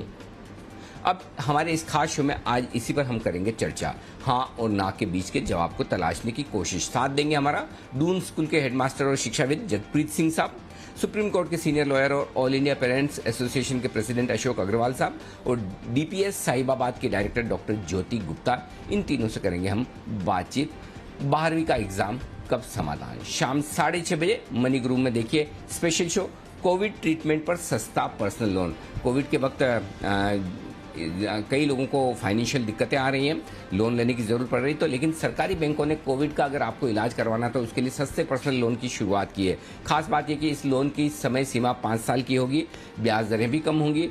फिलहाल SBI ने कोविड ट्रीटमेंट पर्सनल लोन की ब्याज दर 8.5% रखी है। तो पर्सनल लोन किन किन परिस्थितियों में आपको मिल सकता है, कब कब आपको लेना चाहिए, शाम 6:26 यानी कि 6:30 बजे हम करेंगे इस पर विस्तार से चर्चा, कोविड ट्रीटमेंट पर सस्ता पर्सनल लोन। और रात 8 बजे का हमारा शो देखिएगा इंडिया 360 डिग्री, क्या है बच्चों की बीमारी MIS-C में। कोरोना के बाद बच्चों में एक अब नई बीमारी पैदा हो रही है और वो है मल्टी ऑर्गन इन्फ्लेमेटरी सिंड्रोम यानी कि MIS-C, जो सही इलाज न मिलने पर जानलेवा भी साबित हो सकती है। तो क्या है इसके लक्षण और बच्चों के लिए कितनी खतरनाक, कैसे बचाएं बच्चों को, इन सभी सवालों के जवाब मिलेंगे हमारी कवर स्टोरी में इंडिया 360 डिग्री में। और इसके अलावा हमारी एक और कवर स्टोरी, जरूरी होगा सालाना बूस्टर। कोरोना के खतरनाक वायरस से बचने के लिए सिर्फ वैक्सीन के 2 डोज ले लेना काफी नहीं होगा, हर साल इसका बूस्टर डोज लगवाना पड़ेगा, क्योंकि एक्सपर्ट्स का मानना है कि 1 साल बाद वैक्सीन से बनी एंटीबॉडी घटने लगेगी, तो जरूरी होगा दूसरा बूस्टर डोज भी। अगर इसे नहीं ले तो क्या नुकसान होगा, क्या जिंदगी भर लेना पड़ेगा, कितनी बार, बार बार, लगातार, इसका 360 डिग्री एनालिसिस, जरूरी होगा सालाना बूस्टर। ये है आपके लिए दूसरी कवर स्टोरी, तो इंडिया 360 डिग्री जरूर देखिएगा, मिस मत कीजिएगा।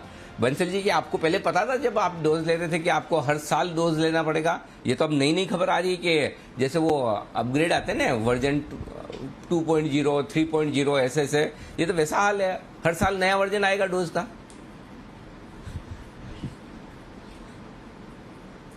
देखिए अनिल जी, ये तो मेरे को मालूम था कि 6 महीने बाद एक दूसरा इंजेक्शन लगवा रहे होंगे, क्योंकि कितना इम्पैक्ट, कितना लास्ट करता है ये नहीं पता। बट अनिल जी, इतना जरूर मेरा विश्वास है साइंस के ऊपर, साइंटिस्ट के ऊपर, कि सिर्फ एक बूस्टर लगेगा अनिल जी, और इसकी कोई ना कोई दवा आएगी।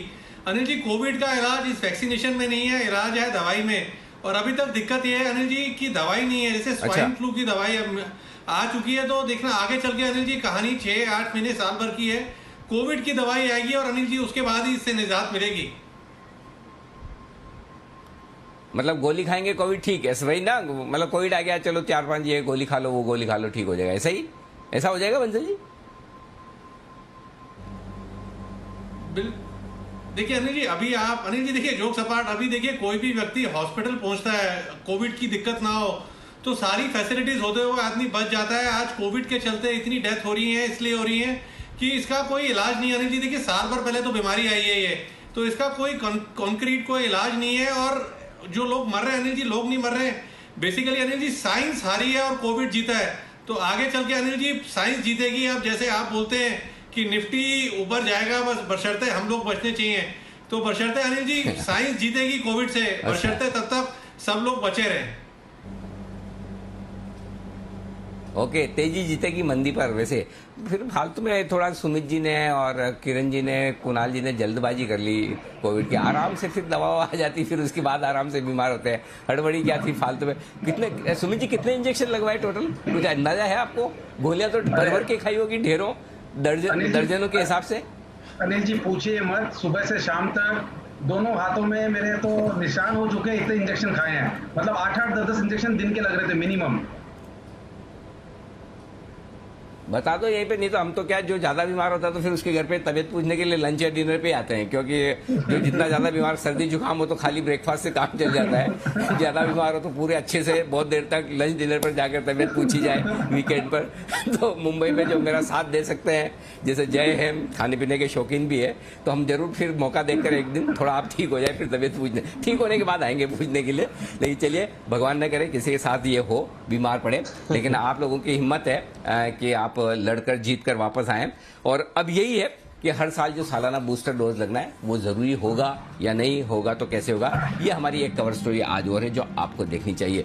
चलिए, आप सभी से विदा लेने का वक्त है। चोपड़ा साहब बहुत बहुत धन्यवाद, कुणाल जी, राकेश जी, वागले साहब, सुमित जी, किरण जी और जय ठक्कर साहब, आप सबका बहुत बहुत शुक्रिया हमारे साथ आज जुड़ने के लिए। कल सुबह आपसे फिर होगी मुलाकात। मुझे और दीप को दीजिए इजाजत, नमस्कार।